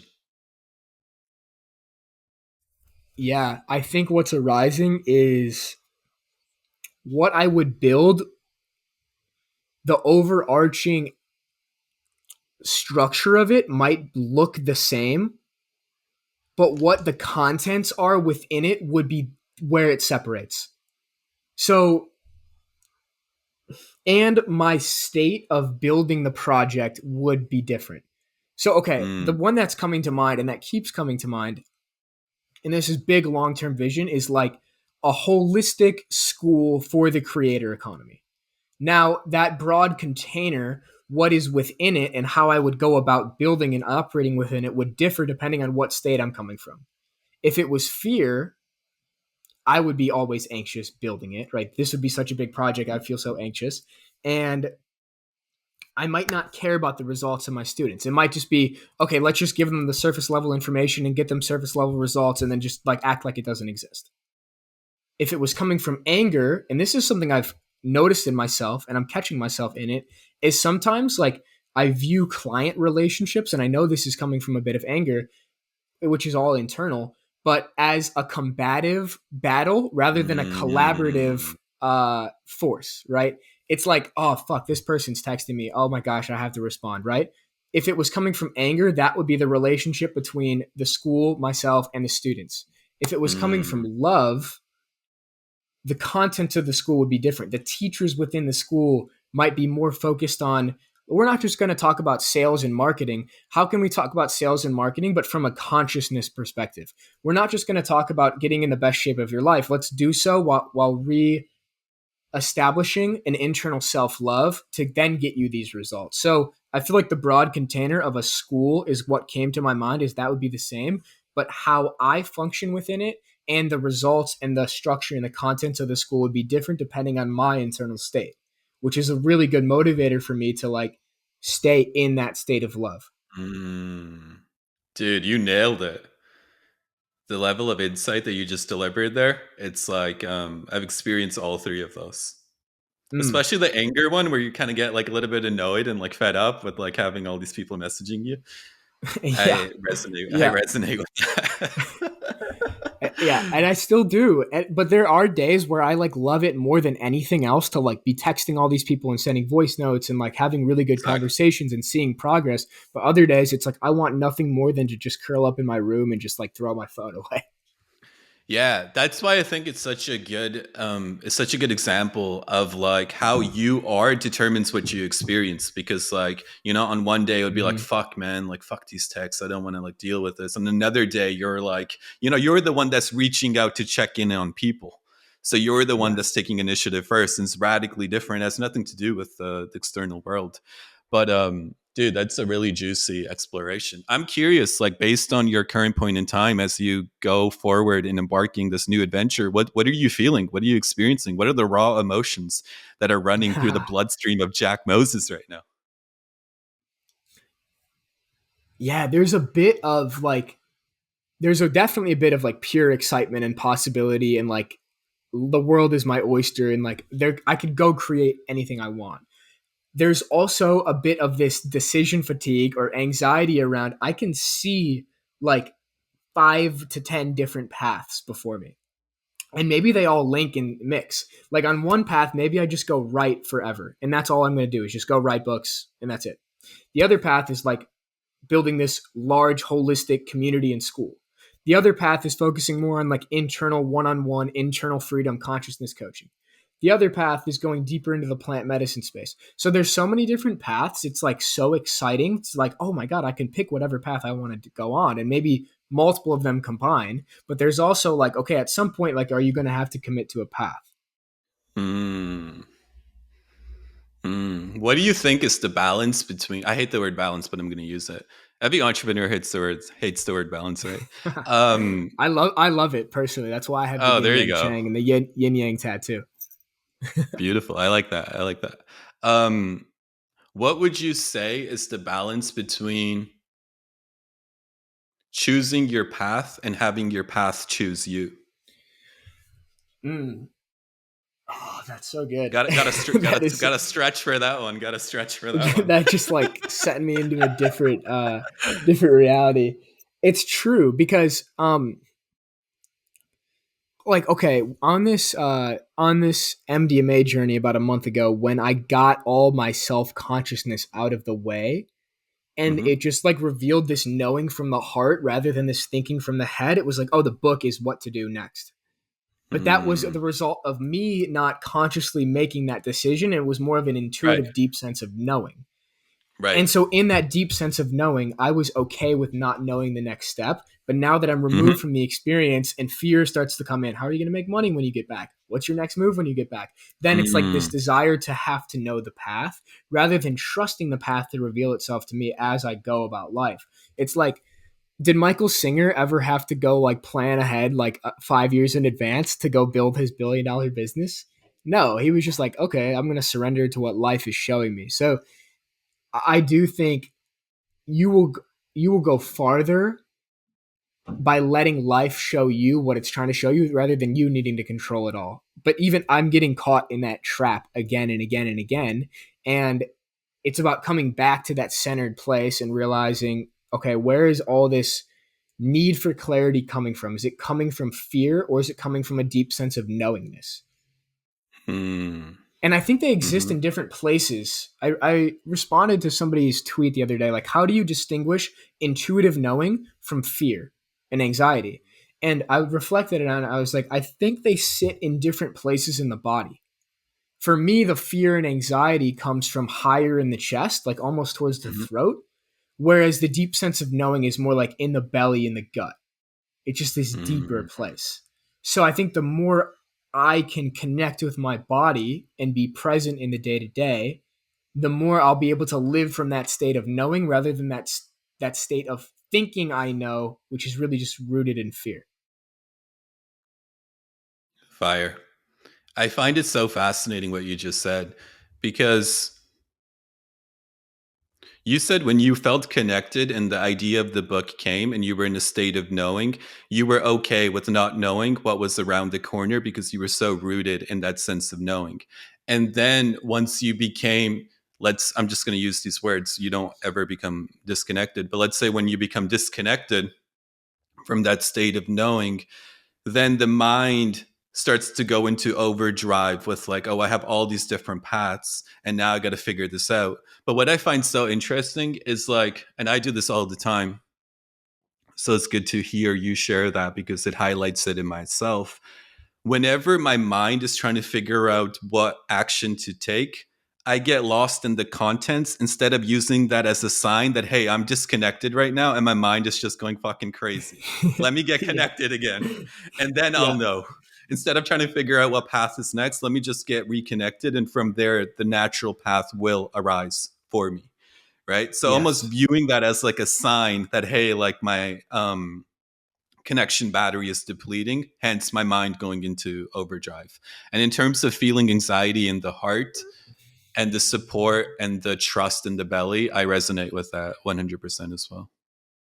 Yeah, and one quick thing before we go into your three different paths, because we got to still touch on that, was my spiritual meditation coach Lee.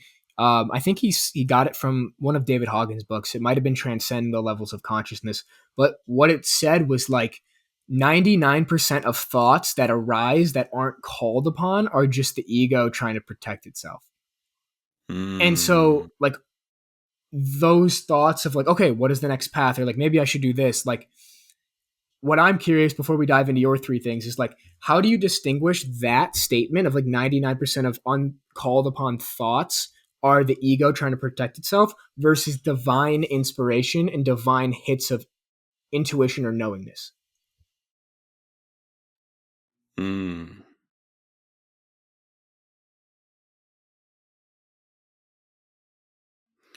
When it comes to intuition and knowingness, I feel it on a my entire body lights up, and it usually feels like I'm remembering something as opposed to receiving something. Mm. And when it comes to like ego, it quite literally feels like faulty subtitles to me. Like a movie is unfolding before me, and the subtitles have nothing to do with the scene in front of me. It's like just fucking faulty. Like, how long would you watch a movie that has like faulty subtitles, right? You'd be like, dude, I'm not Yeah. going to read these fucking subtitles. It has nothing to Yeah. do with the movie. That's how ego chatter feels like to me, compared to um, more intuition. Feels like I'm so aligned with the movie that's unfolding in front of me that I know what the movie is calling me it's calling what it's calling inside me to engage with, and where the movie is unfolding and where it's going, and it feels like a remembering that lights up my entire being, as opposed to faulty fucking subtitles. Like the amount of Mm. faulty subtitles that I experience, and this is why I think people have a difficulty, or why it was so hard for me to be present, is because whenever I would try to be present, a faulty subtitle would arise, and I would be taken away by the faulty subtitle to the point that I disengage from the present moment. It's like faulty subtitle. Oh, I'm gone again. Why is it so hard to be present? I'm just fucking falling victim to faulty subtitles all the time. So it wasn't Mm. until I was like, dude, my mind is just feeding me faulty subtitles all the time based on the past. So like the present moment will like reactivate a memory. It will resemble something that you experienced in the past ever so slightly, which will trigger these faulty subtitles. So if you're not in your body, like you were saying, you'll go along with the faulty subtitles, become disconnected. And now, because you're disconnected, the mind goes into overdrive, thinking it needs to think its way through whatever you're experiencing in order to get back to connection. But the real answer, the real juice is like, hey, I was just taken away by a faulty subtitle. Let me delete this and go back into the body. Let me feel my feet on the Mm. floor. Let me feel myself seated on this chair and get back here. And from here, I can actually look and see what is the right move to be made, whether it's in business, relationships, life itself. Mm. So fucking good. And that was, I had to reflect for like a good 30 seconds on my question of like, what would I answer? How do you distinguish ego from intuition or Hmm. hits from God? It's the same Hmm. thing. Like, the real intuitive hits from God are like, I literally can't sit still. I have to, like, if I'm in the shower, I'm running out of the shower to go get my phone. Like, it goes throughout your entire body. It lights up your entire body. And like, I didn't expect this to happen in this conversation because it's like such a, on one hand, like a very heady intellectual business type of conversation. But the biggest takeaway I've got from this conversation is I need to spend more time getting back into my body, because that is, the body Mm. knows. The body knows, the head thinks. Mm. That's the bar. That That's a might be a bar. tweet. That is a tweet. That is a But tweet. dude, let's get to Mm. your, what would the difference be for you in terms of what you would build or create, whether you were coming from fear, anger, or love? For me, there's a difference between impact in those three things. So when I'm coming for fear, it quite literally feels like I'm drowning. And like when you're drowning, you don't give a fuck about anybody else, right? You're quite literally drowning and you're just trying to save your own life. So when I come from fear, it's like I'm just drowning and my hands are just like fucking going all over the place. And I'm just trying to make anything happen to avoid drowning, right? So from a practical standpoint, you see it a lot of the times when like people just like create some shitty offer and they take it to the market just to make money. That's like them drowning and just needing some money to enter their system so they can no longer drown. They can get out of the water, right? Anger for me, it's like this me against the world mentality, right? The Tupac Hmm. saying I used to be a big fan of. That was like the mentality that I had for a very long time. I was like, the world is like, over there, and it's just me, and like I'm gonna be the one to like make this happen, and like it's just me against the world, and like fuck the world, to quote Lil Wayne. It was like that type of energy for me. And love is like the melting of boundaries, where there is no market and there is no you, there's just creativity at play. And the more that that flows through you, the more, just more and more love gets created, right? So for me, there's a difference between the level of impact that is actually created. When I'm in fear, I can't help anybody. When I'm angry, I can help other people, but it's through helping myself first, because it's me here and the world over there. And when I'm in love, it's just that creativity helps everybody. It's like life helps itself, and the impact that you have in love is far greater than anger or fear. And I think, practically speaking, the greater your level of impact, the greater your level of financial results as well, if you want to speak on it, practically speaking. Mm, mm. I want to dive deeper into the nuances Hmm. of like what does that open up for you? Like for me, okay, there's clearly this big vision or idea around like personal development school, like holistic school, creator economy stuff. What specifically for you, if you're willing to share, I don't know if you want to put the idea out before it's manifested, but like if you're creating from love, what do you think it is that you'll actually create? I don't know. And I think that's the beauty. I Mm, think one of the signs, at least for me personally, when I'm creating for love, is my mind is the last to find out what is actually being created when I'm actually creating from love. When mm, the mind is the first to know, that's usually a sign for me personally that I'm not creating from that space, and I'm creating in accordance with some script or some program, which is fine, right? There's nothing wrong with that. But for me, the beauty in, like, for instance, I had this idea come to me when I was in Austin, where I was doing a meditation, and I had this idea for this business name, the impact it had, and the financial results that it created. And it was almost a question of like, hey, this is where the world is going. Do you want to partake by bringing this idea to life? If yes, great. If no, no worries, we'll find somebody else, not a problem.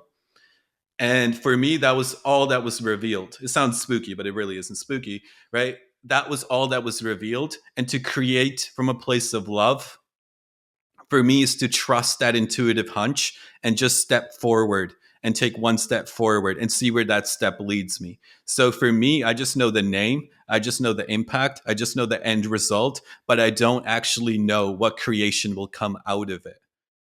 That's mm, discovered in the actual living of life. That's discovered in actually riding the waves of life and seeing where they take me and what ends up getting created. My mind has a lot of ideas. I can tell you 10 different ideas from the mind right now. But that to me is very different than what ends up getting created naturally once you're in alignment with the flow of life. mm. Fascinating. That is such a good reflection for me to hear too. That, and I think for everybody that's still listening, because I've looked at you as like, okay, ultra successful entrepreneur, has it all figured out, knows exactly what he's doing, and you're reflecting to me almost the exact opposite in a way of okay, inevitably like you're going to be a massive success and you're going to have a massive impact, but you're okay with not knowing the details or the roadmap of how to get there. Mhm. Exactly. And that to Fascinating. me, if I knew the details, bro, I wouldn't even do it. There's no adventure. Mm, There's no magic. There's no holy shit. Like I just got this fucking. I like the mad scientist vibe. That's like my MO, where you're just like in the lab tinkering and scheming with fucking Drake on in the background, stay scheming, and you're like in that mode, right? That's my yeah. MO. So if I knew, 'cause this to me is why I think entrepreneurship is slowly becoming the new matrix.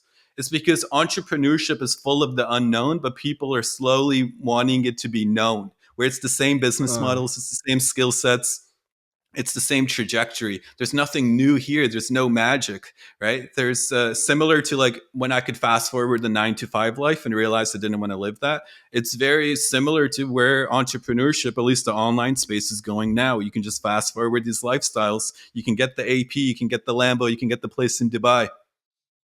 Everybody's lived that already. Let's fucking create something new. You know, that's what Mm. excites me. It's the not knowing of what is being created that allows me to essentially wake up every single morning with joy in my heart. On what, like, on average, what percentage of days do you feel like you wake up invigorated? As of recent,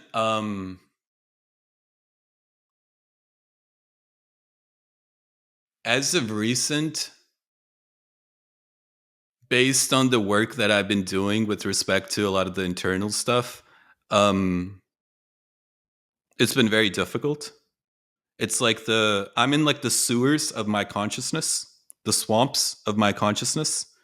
So it's very murky. It's very dirty. It's very a lot of difficult material. Like you could probably even see it in my face and in my expression. So I haven't been waking up with that much joy as of recent, right? But that's like me. If I wanted to be in a joyful state, I could be. But for me, what I realized is like what you're experiencing is exactly what you need to be experiencing. So I try to sit with whatever is arising while still taking care of business. It's not like I'm not like doing anything or like I'm not, taking care of business and knocking out my deep work or my daily KPIs. That gets done regardless. For me, the joy arises from becoming curious about whatever I'm experiencing. So the joy that I've been experiencing is like, dude, I'm in the swamps. Like, this is so fucking cool to experience yourself, to be in the swamps internally, even though externally life is great. What is the swamp like? Like, how does it impact me? Oh shit, like it's very murky here. It's very dark. Like, oh my God, I have all this fucking murderous rage inside me. I have this deep grief. Becoming curious about that is what sparks joy in me when I'm in these phases. When I'm not in these phases, and I'm living my routine, I feel joyful. Usually, the way I structure my days is um, I wake up in the morning and I prime myself for a great day by just setting an intention in the past tense as if it's already achieved. And the rest of the day rolls like magic. And all the magic that unfolds is like a great source of joy. But I think the real joy comes internally, regardless of what you're experiencing. Mm. I love the past tense frame. I've been using that more and more. And I've actually been like suggesting to some of my clients or students to start doing that. Like instead Mm-hmm. of saying, okay, like, someday I'm going to like make 5K a month ghost trading and quit my job. I'm like, no, what if we change the language to, I already made Mm-hmm. 5K a month ghost trading and quit my job, and like write that out every day, which I love that frame. And I've been using it for myself. But something I find interesting is like, you're saying that right now you're kind of navigating the swamps or the depths of your consciousness, Mm-hmm. but yet you're still going out into the world and doing what you would do anyways. And I think for a lot of people, and myself included, is like sometimes when you're in the depths and you're not feeling good or you're in a dark hole or you're depressed, is like then you let that internal state um affect your external reality, and you say, okay, I'm just not going to do the work today, or okay, fuck it, I'm not going to go work out, or I'm not going to get sun, or fuck it, I'm just going to go eat this shitty food. Like how do you navigate being in not the optimal place internally while still doing what you need to do externally, that in a way that's aligned with your highest self? Yeah. So the way that I go about it is, for me, it all comes back to what is true, right? Truth is the leading compass. So for instance, I've had like wild experiences where I experienced the truth of my being, the truth of my consciousness, the truth of my nature to be very powerful, very strong, very joyful, very creative, very compassionate, very steadfast, right? And that's like the factory settings of who and what I am and who everybody is, essentially. So this life for me is an opportunity to turn it into a real life, a truthful life. And that only happens by expressing the truth of your being. So I may be experiencing something that conflicts with that, but that's just a temporary emotional state. It's falsehood ultimately. So I can either enact falsehood into my day by feeling crummy and then not doing anything, or I can feel crummy, allow that feeling to be there, but still act from that truthful place inside me, which is strong, compassionate, steadfast, disciplined, creative, whatever it may be. And usually through that process, disidentification occurs as well, which allows you to step more into the truth of who and which you are. So for me, it always comes down to whatever you're feeling is whatever you're feeling. It has no bearing on what needs to get done, but it's more so a question of what truths have I discovered about myself that are the highest, and am I living in alignment with those truths regardless of what I'm feeling in any particular moment.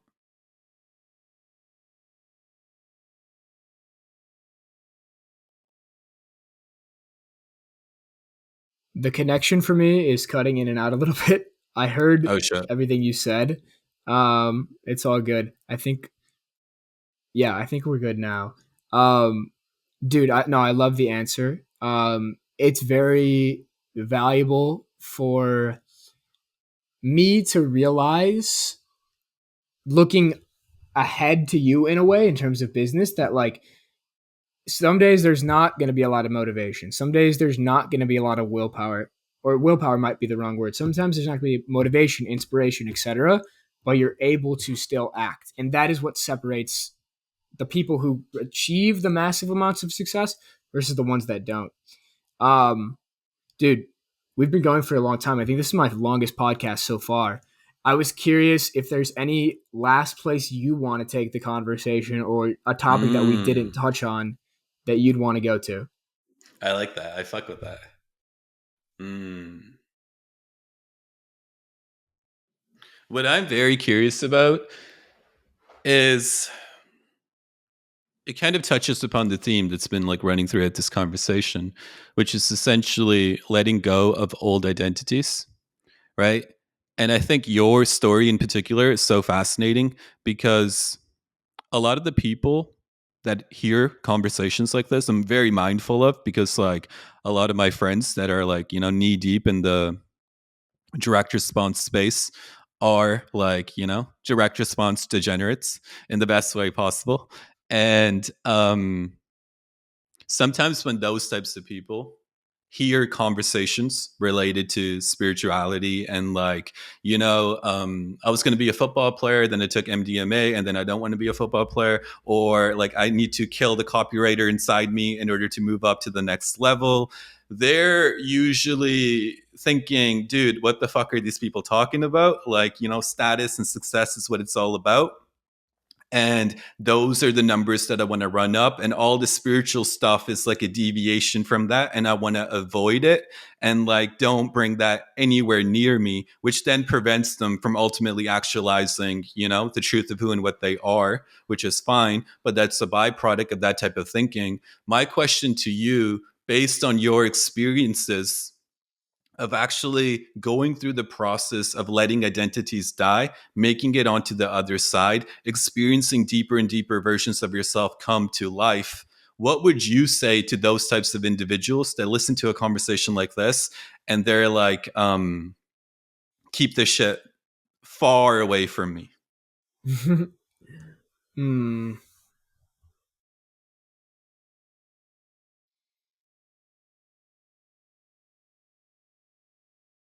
I need space to channel the right answer here. That's a Absolutely. deep Dude, one. that's when you know it's the right answer, when you take space. I don't think there can be any persuasion with it. I don't think there can be persuasion, because I think people have to come to it in their own times, through their own realizations, whether it be hitting a rock bottom, or a very intense psychedelic trip, or a friend who's going to actually question you to the depths of what you actually want, and opening up and having the courage to hire a coach or go to a therapist or whatever it is. Like, it has to come from your own terms. Because I'm thinking like back to the really previous version of myself that was very obsessed with identity and status, football, D1 football player, plus wanting to be an investment banker. Anything my current self would have said to him probably would have went right over my head, because I wasn't ready. And I had to, like, in a way, go through the ringer of some of those life experiences to be ready to hear the realizations and the truths. And so for me, that was like hitting rock bottom in multiple ways of like tearing my ACL, not knowing where I'm going to transfer, having a startup, which nobody really knows about. There was a startup social media company I was a part of in college that kind of like blew up, Mm. at first in a good way and then a bad way. Like we thought we Hmm. were going to be the next Facebook, and then it completely collapsed the same week I tore my ACL. So there was like a very deep, Wow. dark period of like not knowing where I was going to go in life. But I needed that to catapult me in the right direction. Whereas I don't know, have you heard of the concept of like the region beta paradox? No, I haven't. Okay, so this is like Chris Williamson modern wisdom classic type of stuff, but basically the analogy is like if you had to go 1 mile, you would you would walk and it would take you 20 minutes to get there because the pain of going 1 mile was not enough to make you get your keys, get your wallet, grab your car and go a whole mile. If you had to go 2 miles, you would get your keys, grab your wallet, and get in the car and drive, and you'd get 2 miles in 5 minutes. So you'd actually go 2 miles faster than you'd go 1 mile because the pain was Mm. greater. And Mm. so what I feel a lot of people are in is that region beta paradox where, okay, you're doing your job. It's like not great. You don't feel like super inspired every day, but it's not bad enough to take massive radical action. And so, again, you don't want to wish like bad times upon anybody, but I feel that the bad times, at least for me, were necessary to wake me up to the deeper truths of the realities. And then once you get a glimpse of it, which for me, the glimpse was at first taking psychedelics and realizing, holy shit, I've been living in an illusion the entire time. I didn't realize that there's a deeper truth. Once you get that glimpse, then it's like nothing else matters. Um, there's some quote from, I think it's the Buddha. It's like, how lucky are you to be born in this incarnation as a human? And then how lucky are you to be aware that the Buddha exists, right? It's like, Wow. it's smaller and smaller. And then David Hawkins talks about like once you become aware of the spiritual path and that becomes your highest pursuit, everything else almost falls away. But there has to be some reason in your life that sends you on the spiritual path, or maybe it's just your incarnation of your soul that is ready to be on the spiritual path. Um, Man, it's such a tricky one because then it's like I don't want to get into a spiritual supremacy or spiritual superiority complex of like the spiritual way is the right way, not necessarily, but once you see the way, it's like nothing else could compare. Dude, very insightful, very in-depth answer. How would you answer the same question? I think you nailed it. I think for me, the realization sets in where everybody is walking the spiritual path, even those that think they're not walking the spiritual path. Right. So, like, for instance, there was a video where it was one of those guys from, I think it was Tyler from the RSD crew. And he's like, yeah, like life is the trip. Life is the psychedelic trip. Like we're tripping right now. Like me and you are tripping right now. And I thought that was very cool. So for me, I feel like what you said nails it, where everybody is already on the path, regardless of where they're at. There is no high, there is no low, and everybody is walking their own unfoldment. And there's, again, I think, this is the difference between like me posing that question, like going into my mind and like trying to like tinker and figure it out instead of trusting what is already happening. Right. Mm, So it's a good catch for me personally to kind of see that with more clarity as a result of your response. mm. Yeah, it's really fast. Like it's really fascinating. Of once you become aware of the path, nothing else can compare.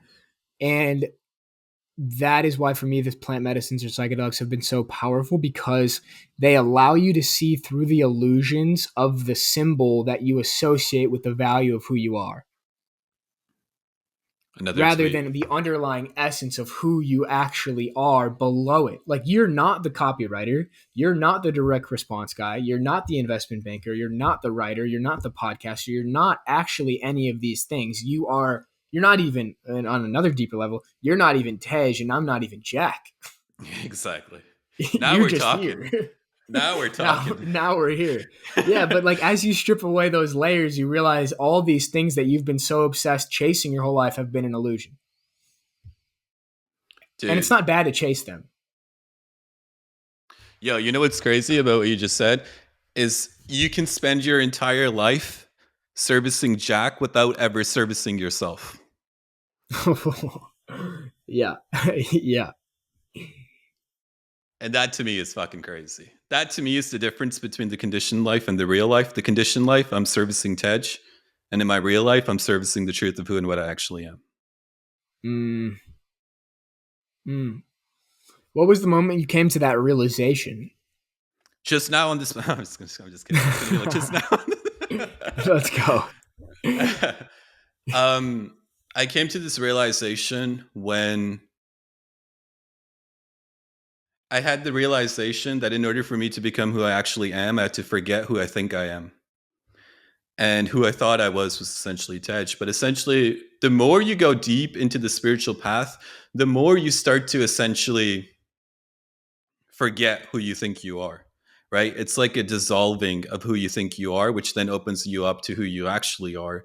So for me, it was like, holy shit, like I've been Tej, like for me, the difference between the character and the player, that analogy, right? It's very powerful because I do think it's important, like to show the character Tej a good time, right? Like to, experience a lot of different things, build whatever he wants to build, so on and so forth, but not to the point that I am completely in Mm, service to Tej, because that's what I experienced with that experience where I said it was the most traumatizing experience of my life because I had spent my entire life servicing Tej. And then I realized Tej was just an idea, and Tej actually didn't exist. And Tej can never die because Tej was never born. The real in me can never die because it was never born. And Tej was just a Halloween costume that I had spent my entire life servicing. And I was like, oh my God, the mm, Halloween costume wasn't even real like I thought it was. And I'd spent my entire life taking the Halloween costume to be the truth of who I am. And I based every single life decision on this Halloween costume. And now the Halloween costume is falling away. And I don't even know what the fuck is going on. What the fuck? Right. So it was yeah. during that experience that I realized that there's a difference between servicing Tej and servicing Mm. myself. See, again, it's the psychedelics that show you the portal that you might have not gotten to for your whole life. How many mushrooms did you take, by the way? How many grams? Do you remember? Dude, I wish I could tell you it was one of those experiences where I had a handful of mushrooms and I remember eating them for quite some time. Like I just ate them straight up with some strawberries, dude. And then I did Wim Hof breathing after that to kind of like accelerate the effect, which I shouldn't have done. And I was gone, bro. I was gone. Yes, I understand. I understand where you're coming from now. I haven't had like an ego dissolution mushroom trip yet. I've like stayed below that threshold. Um, but I had a ceremony like 2 weeks ago where I got into the state that you are talking about, and I understand the traumatization and the fear because after it, like for the next 2 days, I was like, "Am I alone in this? Like, am I alone in this realization?" Mm, mm. But that's the Dude, ego clinging on. how was that like for you for those 2 days? Even though it might be the ego clinging on, like how was that experience like for you? I remember like walking down the street in Austin, Texas, and like seeing the road, the buildings, like the hundreds of people walking, and like I was like, they're all me in a really really crazy way. And in one way, it felt like extremely liberating, but on the other way, I remember like sending my coach a note and just being like, I'm fucking terrified at this realization. I feel so scared at this Mm, realization. I would say since then, it has dissolved like the power of that realization because it was so fresh in my mind, in my consciousness. Now it's dissolved a little bit. Like I've very much slipped back into just like Jack, like seeing the world as Jack. But this conversation is actually kind of getting me back into that state of awareness. Um, yeah, I don't know. It feels a little bit scary, I would say, if I'm being honest. What do you think is scary about that realization? It's letting the idea of who you think you are die. That's it. Hmm. The Do you think personality the you've created your whole life. Do you think the fear is related to letting the idea of yourself die, or and it could be a combination of the two, or it could be neither, is the fear related to stepping into the truth of who and what you actually are. Mm. Combination, neither, one, the other. What pops for you? I feel like it's mostly letting the idea of who I think I am die mostly.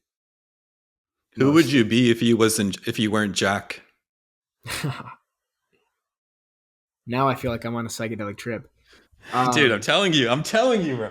This is the trip. it all is the trip. This conversation is the trip. Who would I be?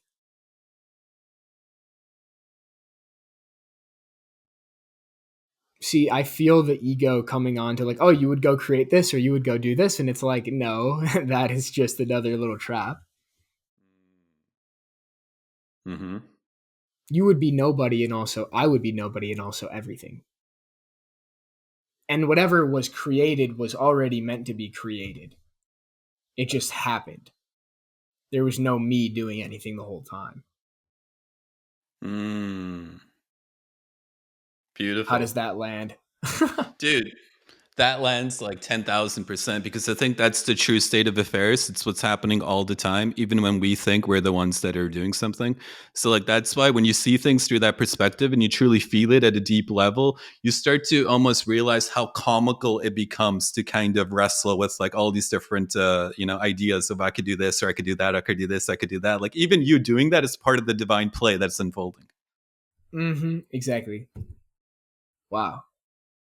So it's like all a play, and you could just like you could enjoy even the process of like trying to figure it out, knowing like this is part of the process of the divine play.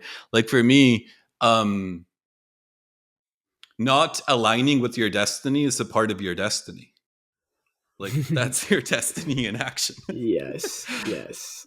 Yes. It's all rigged. It comes back to that. It's all rigged. Mm. See that idea of like it's already written here. Okay, what is your take on like free will and being able to consciously create your reality versus oh, it's already predetermined, it's already happened? Yeah, I don't believe it's already predetermined and it's already happened. I think the play is being written live spontaneously, right? But you can kind of forecast the. I think there was a question where Einstein posed. I could be wrong. I read this in a book. It was one of those new age books, and you know how they do it. Like they sometimes like devote certain things to Einstein that he's never said. So if that's the case, forgive me. But it was like Einstein posed a question, and the question was, "Is the universe friendly?" That's the only thing I need to know. Is the universe friendly, or is the universe not friendly, or is the universe just neutral? And based on what I read in this book, Einstein came to the conclusion that the universe is friendly, right? So if you know that on a very deep level, which is possible to know on a very deep level, then you realize that it's already done because the universe is friendly, right? Like the end product or whatever is here, it's already done. The universe is friendly. But in the moment, the universe is creating spontaneously through you, right? So the whole play, the whole dance is what's being created live in the flesh and the here and now. So for me, it's like in the end, you realize it was already done, but in the moment, you were writing it into existence. Mm, You're playing your unique note by actually partaking in the dance, by writing what you seek into existence spontaneously live in the flesh and the here and now. But the end product is already done because the universe is friendly. mm, fascinating. So you Fascinating can perspective. play, you can recklessly play. And I think that's what we're here to do. There's a quote, I think it comes from a Christian book. It's like, God's greatest glory is to see man fully alive. Mm, Right? So there's no dimming down, there's no pretending, there's no hiding. There's fully unleashing this force that's inside you to the utmost level and having the fucking ultimate blast of your life. And that comes through play and creation. And it's what you're doing. mm, mm. I can't think of anything more worthwhile to go after. Exactly. And that Exactly. might be the question to pose to your direct response friends. Rather than giving them advice or giving them some type of persuasion, Hmm. ask the question, how alive do you feel right now? Mm. Mm. I like that. I like that question because it's like it allows people to access and open up to something that they normally don't pay attention to. And once it enters their awareness, it's almost like the fire starter that is now within their awareness. It's a new metric that they can kind of evaluate their life through, which then will take them on whatever journey is right for them, whether it's spiritual, not spiritual, whatever it may be. I like that. I'll hit him with it. I'll keep you posted. Hit him with it and let me know. I feel in general the way for this stuff is like advice never works because again, it's coming from some pedestal down. Mhm. Whereas, and sometimes a question can be coming from the pedestal too, but if it's like just a curiosity based question, questions are what send people into the necessary contemplation to help them realize the deeper truths that have never been brought into their awareness. Mhm. Mhm. The best I guides and coaches I've ever worked with are the best at asking questions. mm. Mhm. Mhm. I resonate with that heavy. Dude, we've been going How has 2 hours. What do you think? dude? You want to keep it going? I'll let you go. You had another question. No, no, no. I was curious about your role as you've been helping like cohort students. Like, how has that shifted in terms of providing advice based on your experiences and asking questions to help people get to the answer for themselves?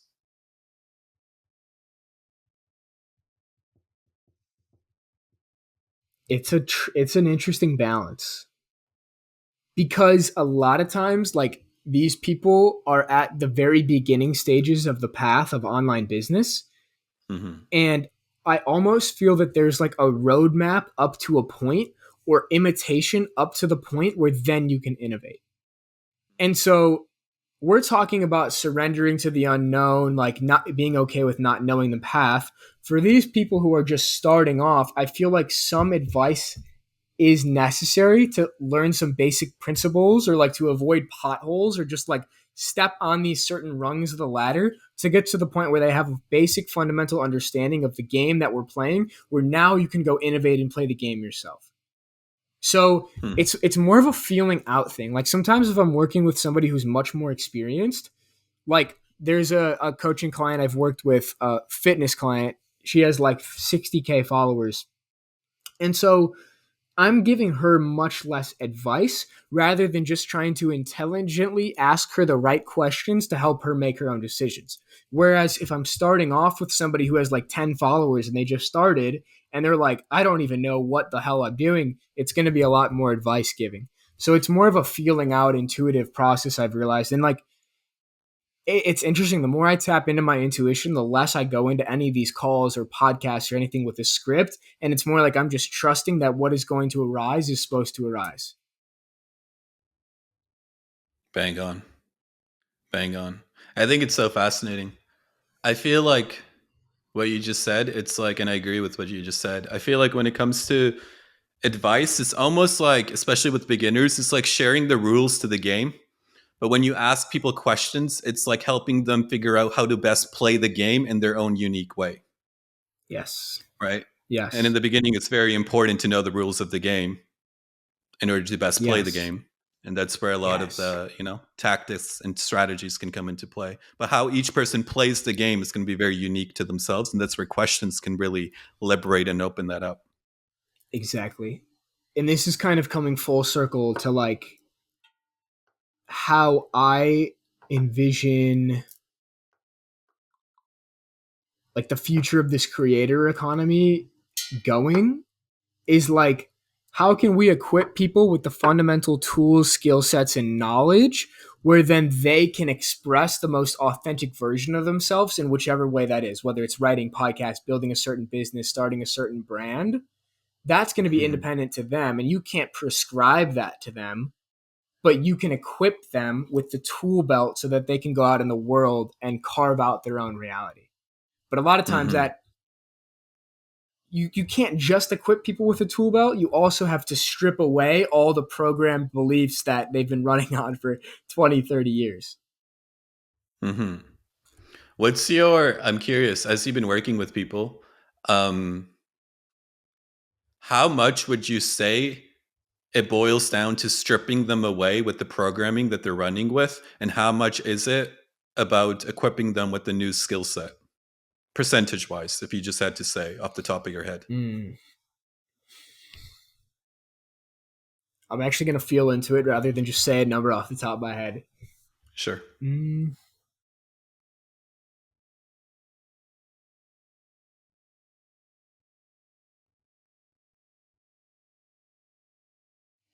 I feel like it's like an 80-20 situation of first let's get the mind right or get the mind fresh or be able to look at something with beginner's eyes and reprogram some fundamental beliefs around like how the world works.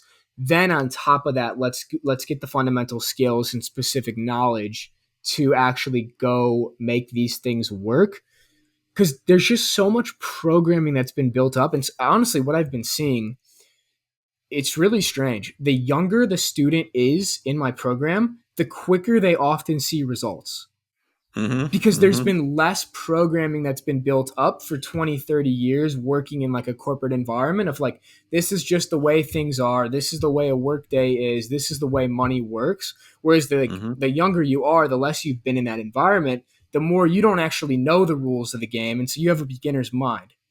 And like this creator economy online business stuff, it's such a new frontier, and it's such a new video game that the people who have been playing already social media as a video game their whole life have this advantage where it seems like they could pick it up quicker because they have less built up programming around how they think the world works. Bang And on. for you, I've it's had that. fascinating Mm-hmm. because like you started in this game before the programming really kicked in. Like you started in Mm-hmm. this game, you said 2011, of like writing Yep. online. So you Yep. were so young that you didn't have the programming built up, which has probably been so important. Dude, it was wild. When I was like 14 till 20, like people shit on, and I just actually posted a tweet shitting on this myself, so it's funny. But I posted a tweet where I was like, I don't care about reading 52 books in a year. I rather just implement 3 to 5 to the absolute maximum, and that's true.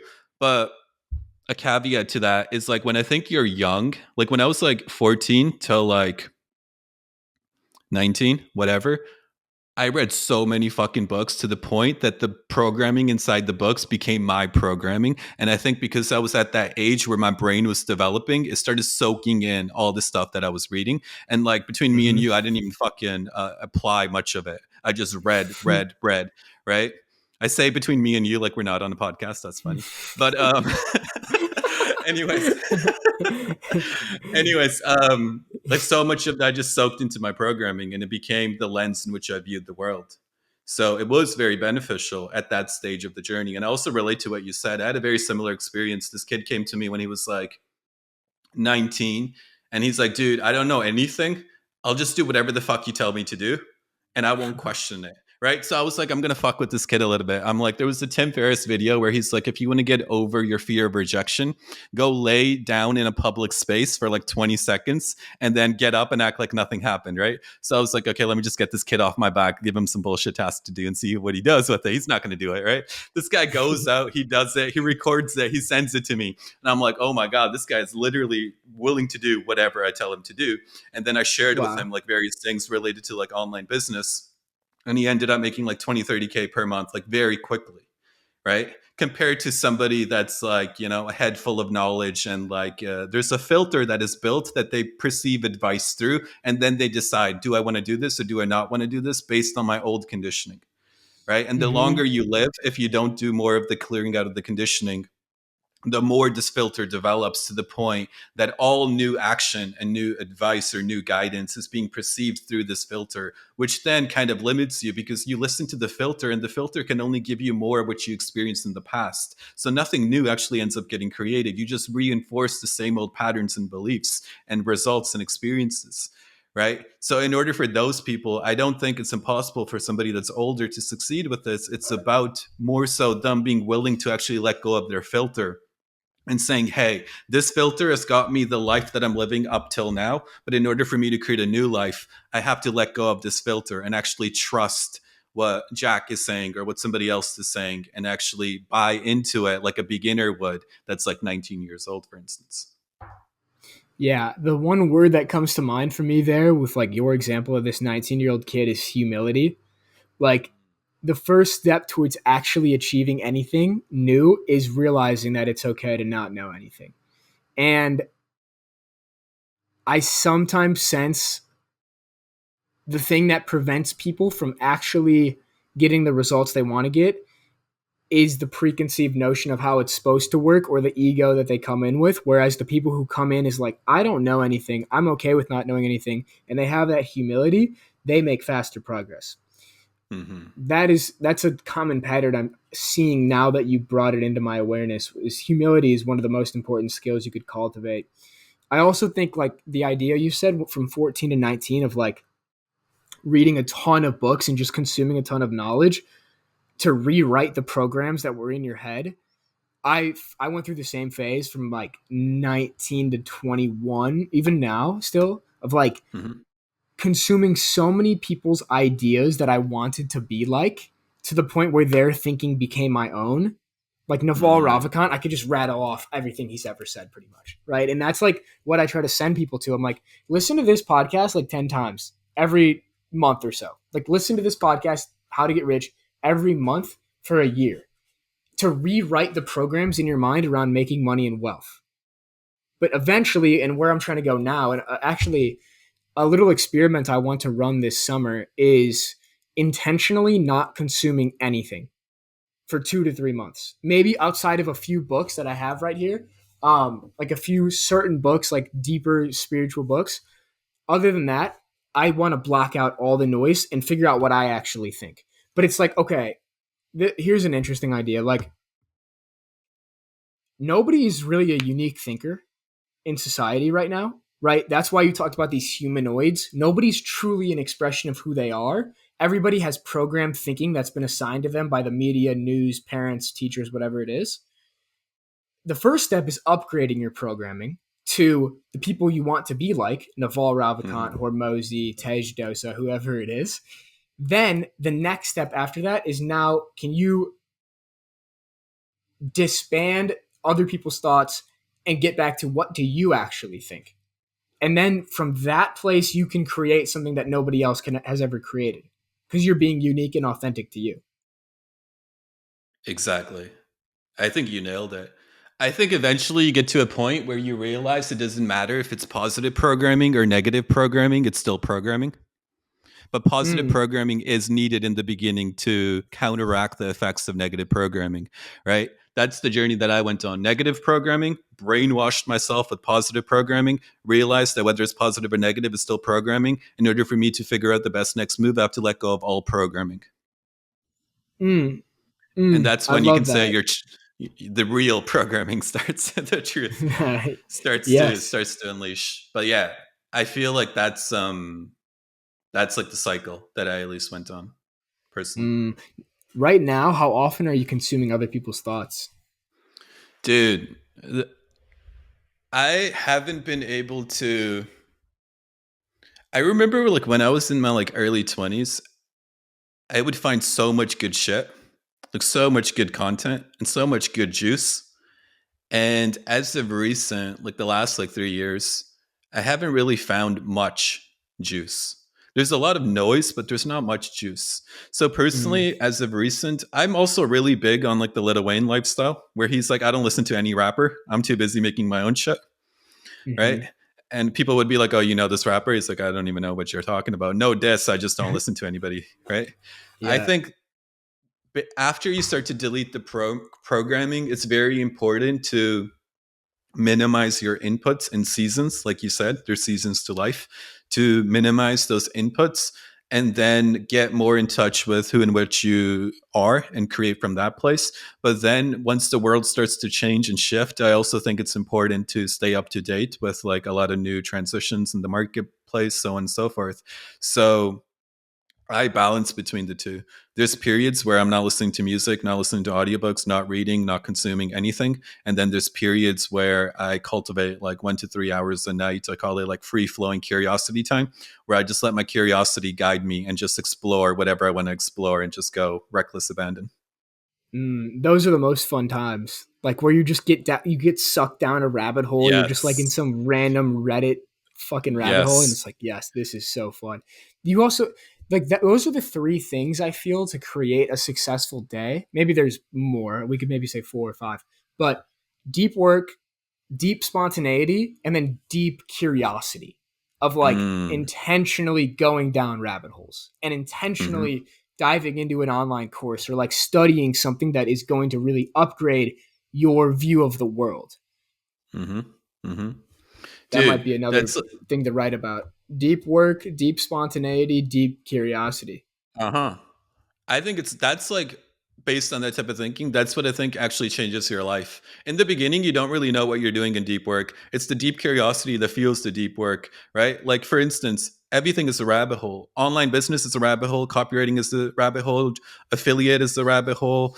Creator economy is the rabbit hole. But people first need to actually enter the rabbit hole in order to see what's possible, which then fuels their deep work sessions. But even once you're in it, in order to stay up to date and stay engaged and stay driven and motivated and so on and so forth, you need that free flowing curiosity time. Personally, I find that time to be the best in the evening. Me too. Me too. And that's where sometimes like not being as strict with a routine or schedule is better. Like, oh, Yes. I have to go to bed by this time. I can't go down this rabbit hole that my curiosity's trying to Yeah. pull me down because I have to do my like 5 step, 10 step nightly routine. There's a balance with it. Like there's seasons for it all, like you said. I think another little discernment too of curiosity and rabbit holes is like, ooh, like okay, I have a couple thoughts. Like, are you being assigned what rabbit hole to go down by the YouTube Mm-mm. recommended or algorithm? Are you being Hmm. assigned to go down the alien and UFO rabbit hole? Or are you Right. consciously choosing to go down the, I don't know, Eastern mystical spirituality rabbit hole or something like that? The other question, too, is like, do you choose your curiosities or do you allow your curiosities to choose you? And how do you distinguish that? Mm. First and foremost, it's so fascinating that the reason we're having this conversation is because both of us went down the online business rabbit hole and the spirituality rabbit hole. Like there is a version where we resisted that call and we chose routine over trusting that curiosity, right? And that would have led to whatever that would lead to. But in terms of Mm, curiosity, I think the beauty of curiosity is you're truly curious when curiosity to me is like it almost overtakes you, right? Where you feel like this thirst isn't the right word, but like this desire to know. That to me is curiosity. And it's very funny. I don't think like you can hack it. I think you can be guided in certain directions, but curiosity, true curiosity comes deep from within your own heart. That's in accordance with the life path that you're engaged in living. And I think various things speak to you, whereas other things don't. So I think it's very important before you find what you're curious about to be much more broad and actually flirt with a bunch of different things before you find out the domains that you want to, get into a relationship with. So for me, right, mm, like right now, for instance, I'll cultivate like 1 to 3 hours in the evening and I'll just have me and Rome open and whatever links that I want to explore in my web browser. And I'll just let my curiosity in a moment by moment basis take over. And there's just something that cooks when you enter this space where you're like a mad scientist. mm. You have no goal, you have no aim. You're just Yeah. wilding the fuck out, right? And like through that process, so much gold actually ends up getting revealed. There's So I nothing think no like those filters. nights. Nothing, bro. Dude, this No. yeah, nothing. Like I'm having curiosity with Charles right now. Like deep work with Charles, you Yeah, got me curiosity too. with Charles. Definitely, definitely. Yeah, I've just been in this state of chaos like for the last month where there's been no routine, structure, schedule, or like space. There's been no space for deep work. There's been little space for there's actually been a lot of spontaneity. That is probably the season I've been in. It's just been Yes. overwhelming deep spontaneity, which like has been great on so many levels, but it's also I've that deep spontaneity has cut into the other two bookends of the day of deep work and deep curiosity. That's the formula, dude. I'm finally realizing that's the fucking formula. But certain That is the seasons call for formula. different things. Like during a launch, Yes. maybe you need way more deep work and no curiosity. Yes. Yes. Hmm. Yes. Exactly. And like it's really interesting with the season you're about to enter, right? It's like you're going deeper into the spontaneous stuff and also the curiosity. Both are going to be at play during your summer adventures, Right. which then And it'll be interesting. Go I on. think it's going to be less external curiosity and more internal curiosity. Mm-hmm. Like, Mm-hmm. who am I actually? Like, Mm-hmm. I think we'll see what happens, but like, I want my default behavior to be sitting in beingness and doing nothing. That's the Dude, what a default. beautiful thing to say. What a beautiful fucking thing to say. It's a different thing to say it than to do it. So you'll have to hold me to that. Or at least I'll check in and say, like, dude, I'm fucking consuming way too many YouTube videos right now. I need to get back to beingness. But no, that's my intention. It's like cut down inputs to literally near zero. And this is why I landed on Southeast Asia. I was going to do Europe, but Mm-hmm. I I do this thing where I ask my subconscious a question before bed. And so I ask my subconscious, how should I think about money? What are the things I actually want to do? And where should I go first? Like 3 nights in a row. And I was sitting in meditation and it just came to me. It was like, go to Southeast Asia. I was planning on going to Wow. Europe and I was like, go to Southeast Asia. Wow. And what I came to were like, what are the things I really want to do? Also, I don't even know if you know this. I got a tattoo since you saw me. I saw the photo. Dude, Yeah, immaculate. Immaculate. appreciate you. So the triangle, the 3 points of the triangle took on a new meaning during this plant medicine ceremony a few weeks ago. And it took on the meaning of mind, body, spirit, and wanting to commit myself to one practice for each during each season of life. And so I was like, okay, this season I'm going into of summer travel, what are the 3 things I want to commit each part of me to during this summer? And so for the mind, the project I want to commit my mind to is the book.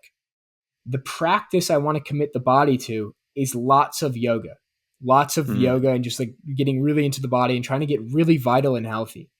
And then the practice I want to commit the spirit to is reading a few of these spiritual texts and spending a ton of time in meditation. And other than that, I want to keep all ideas to a minimum mm, and just hone in on those three for this season at least mhm, and see what arises mhm. out of it. Beautiful. When do your adventures begin? You're in Chicago right now? I'm in Chicago. I'm in my childhood bedroom, actually. Dude, how was that like Yeah, to go back to your childhood bedroom? oh, dude, it's comforting. It always feels like I haven't been gone for that long. Mhm. Like it has been like 5 months since I've spent a lot of time here, but it doesn't feel like that long. It feels like it happens quick. But then like people will reflect to you or like stories will come up and I'll be like, a lot has happened in these 5 months. Wow. Um, it's been good though. Like it's driving around the hometown with some of the high school friends, just going out to dinner. Like it's been really cool. Um, but also balancing that with finishing up this launch. So today's what, the 23rd? Pre-sale starts for this launch for my course the 26th, and then it goes up to the normal price on June 1st. I don't have a flight after that yet, but it's probably going to be maybe like June 7th, 8th or something. I don't have a hard date. I've had so many loops open in my mind. I haven't been able to actually like pick where I'm going to go and book the flight yet, or even get like vaccines or any of that stuff. But I trust that, okay, let me just close this loop on the course, close this loop on this like email sequence vision thing, have that done, and then put my attention on, okay, this is the next chapter. Something that came to me too the other day in the gym was like, finish this season out. Don't jump the gun and look Mm, ahead without finishing up and tying up all these things that you wanted to do and you had intentions to do. Don't rest in the middle, rest at the end. Finish all the way to the end of the fourth quarter. Like those are the things that have been in my mind for this last week or so. I saw that tweet. I was like, that was a scroll stopper. I was like, oh, that's good. Let's go. It just came to me in the moment at the gym. But how about you, man? What season are you about to enter? I feel like I'm on the opposite end, I would say. I feel like I'm Mm, about to enter a deep creation season, and I've been brewing and cooking and simmering, right? And now it's to the point of deep creation and making love to those deep work sacred blocks on a daily basis with the mm, curiosity, with the spontaneousness, and letting that unfold. That's the season that I would say I'm about to enter. mm. Do you go into this season with a conscious goal or intention of the project you want to create, or do you not know? I have I know enough to know what to do, but I don't know enough to fully share what to do, if that makes sense.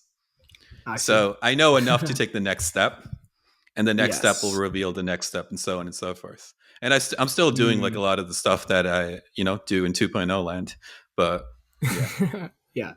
Yeah. Exciting stuff, dude. When are you going to be back dude, to Austin? I'm gonna be that's a good question. I think I don't know how hot it gets in the summertime, but I might drop a visit in the summer. If not, then in the fall for sure, I'll be back. Then, how was it like for you to have your parents and your family come to Austin and kind of experience that side of you? Mm.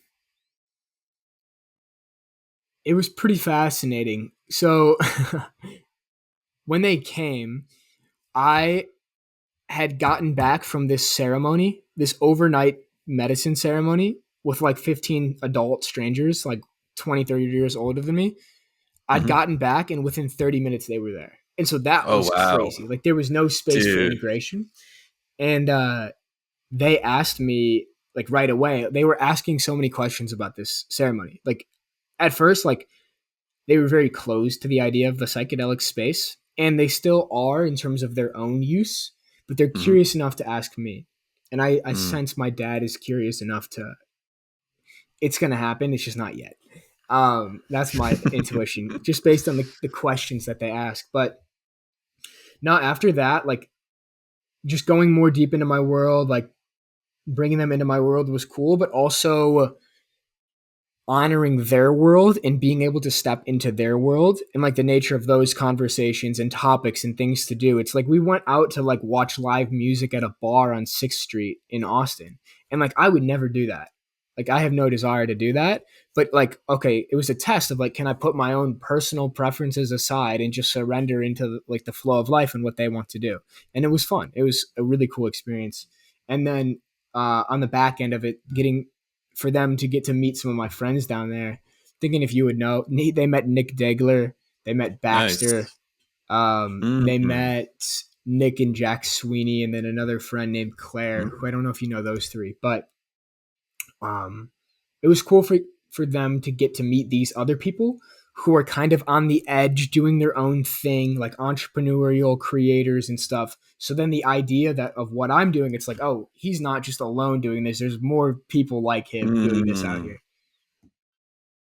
Yeah, I think for a parent that's like so important to see. But it's like them entering your arena, right? And it's like that's probably such a. I feel like that is such a good transition between like boyhood and manhood. It's like this is my world, and like Mm, come experience it, yes, and it like really marks a very significant transition. yes, that's interesting. Um, I'm excited to see how that plays out over the next few years because Mhm. I feel 98% into that manhood, 99% into that manhood. There's still a part of me that's like a kid, which is good. Like you don't want to lose that. You want to integrate it. But yeah, I don't know, dude. I'm excited to see like what life is going to look like when I'm like 24, 25, 26. I had no Mm. idea. Because if I say 4 years ago now, I was 18 and I was entering college football, and that was all that was in my conscious awareness. So now it's Right. like, what possible realities are out there for me at 26 that I can't even consciously comprehend right now? Hmm. Hmm. The That's beautiful exciting. part is, yeah, the beautiful part is you don't even have to figure it out. Like you No, just no. fucking live it. Let it rip, brother. Yeah. Let it rip. Let it rip. Let it rip. Dude, I have never even asked you this question. How old are you? I'm 29. Okay, that's what I would have guessed actually. That's Hmm. exactly what I would have guessed. Wow, so you're Yeah. about to step into a new decade. Dude, 3.0 life, 30s. I There's something see. to it. There's something to There's it. something to. When is your birthday? It's November 19th. November 19th. Okay, you're going to be receiving a lot of DMs after that, after giving that away. But Yeah. dude, that's I'm in exciting. I mean, November. how do you feel about entering a new decade? I love it. Certain people, I love whatever season of life that I'm about to engage in, right? So I think like I'm very excited for all the adventures and all the magic that's going to unfold. And I think there is like something significant about 20s for me. It's like you set your foundation, you learn, a bunch of different things, you cultivate a skill set, and you pinpoint your um, point of excellence. And then in your 30s, at least the way that I see it, is you channel all the stuff that you built up towards one vision that's very big, that's very Mm, massive, and you go all out in that direction. So that's what I'm about to enter, and that's what I'm experiencing. And wow, that's how it feels. So, that's hella exciting. I talked to a mentor the past week, and he was like, dude, to be honest, you're not really an adult until you're 30. Like, that's when you really enter adulthood. And so, mm, mhm. stepping into that now, that's really exciting. I like this decade for you is going to be. I can't wait to see what you're going to build. I Me cannot too, wait. bro. I can't I wait knew you were either. going to say that. I knew you were going to say that. Yeah, it's exciting, and I'm very grateful for a lot of the groundwork, a lot of the difficult work that was put in the 20s, both externally but also internally. Um, Mm, it's been incredible. Like even the difficulty has been incredible. I view it all as a blessing. And now with mm. the big 3-0, yeah, it's going to be a great adventure.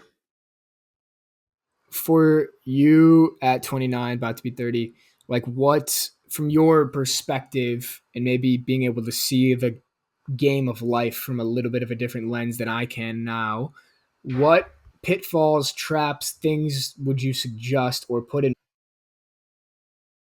All right, we're back on. Tej's mic died, and we're taking it as a sign that we've been going for a very long time, or at least I have. Man, this was such a fun conversation. I've never gone beyond like an hour and a half, and it feels like it flew by. I was very tapped into flow state, so it's so fun.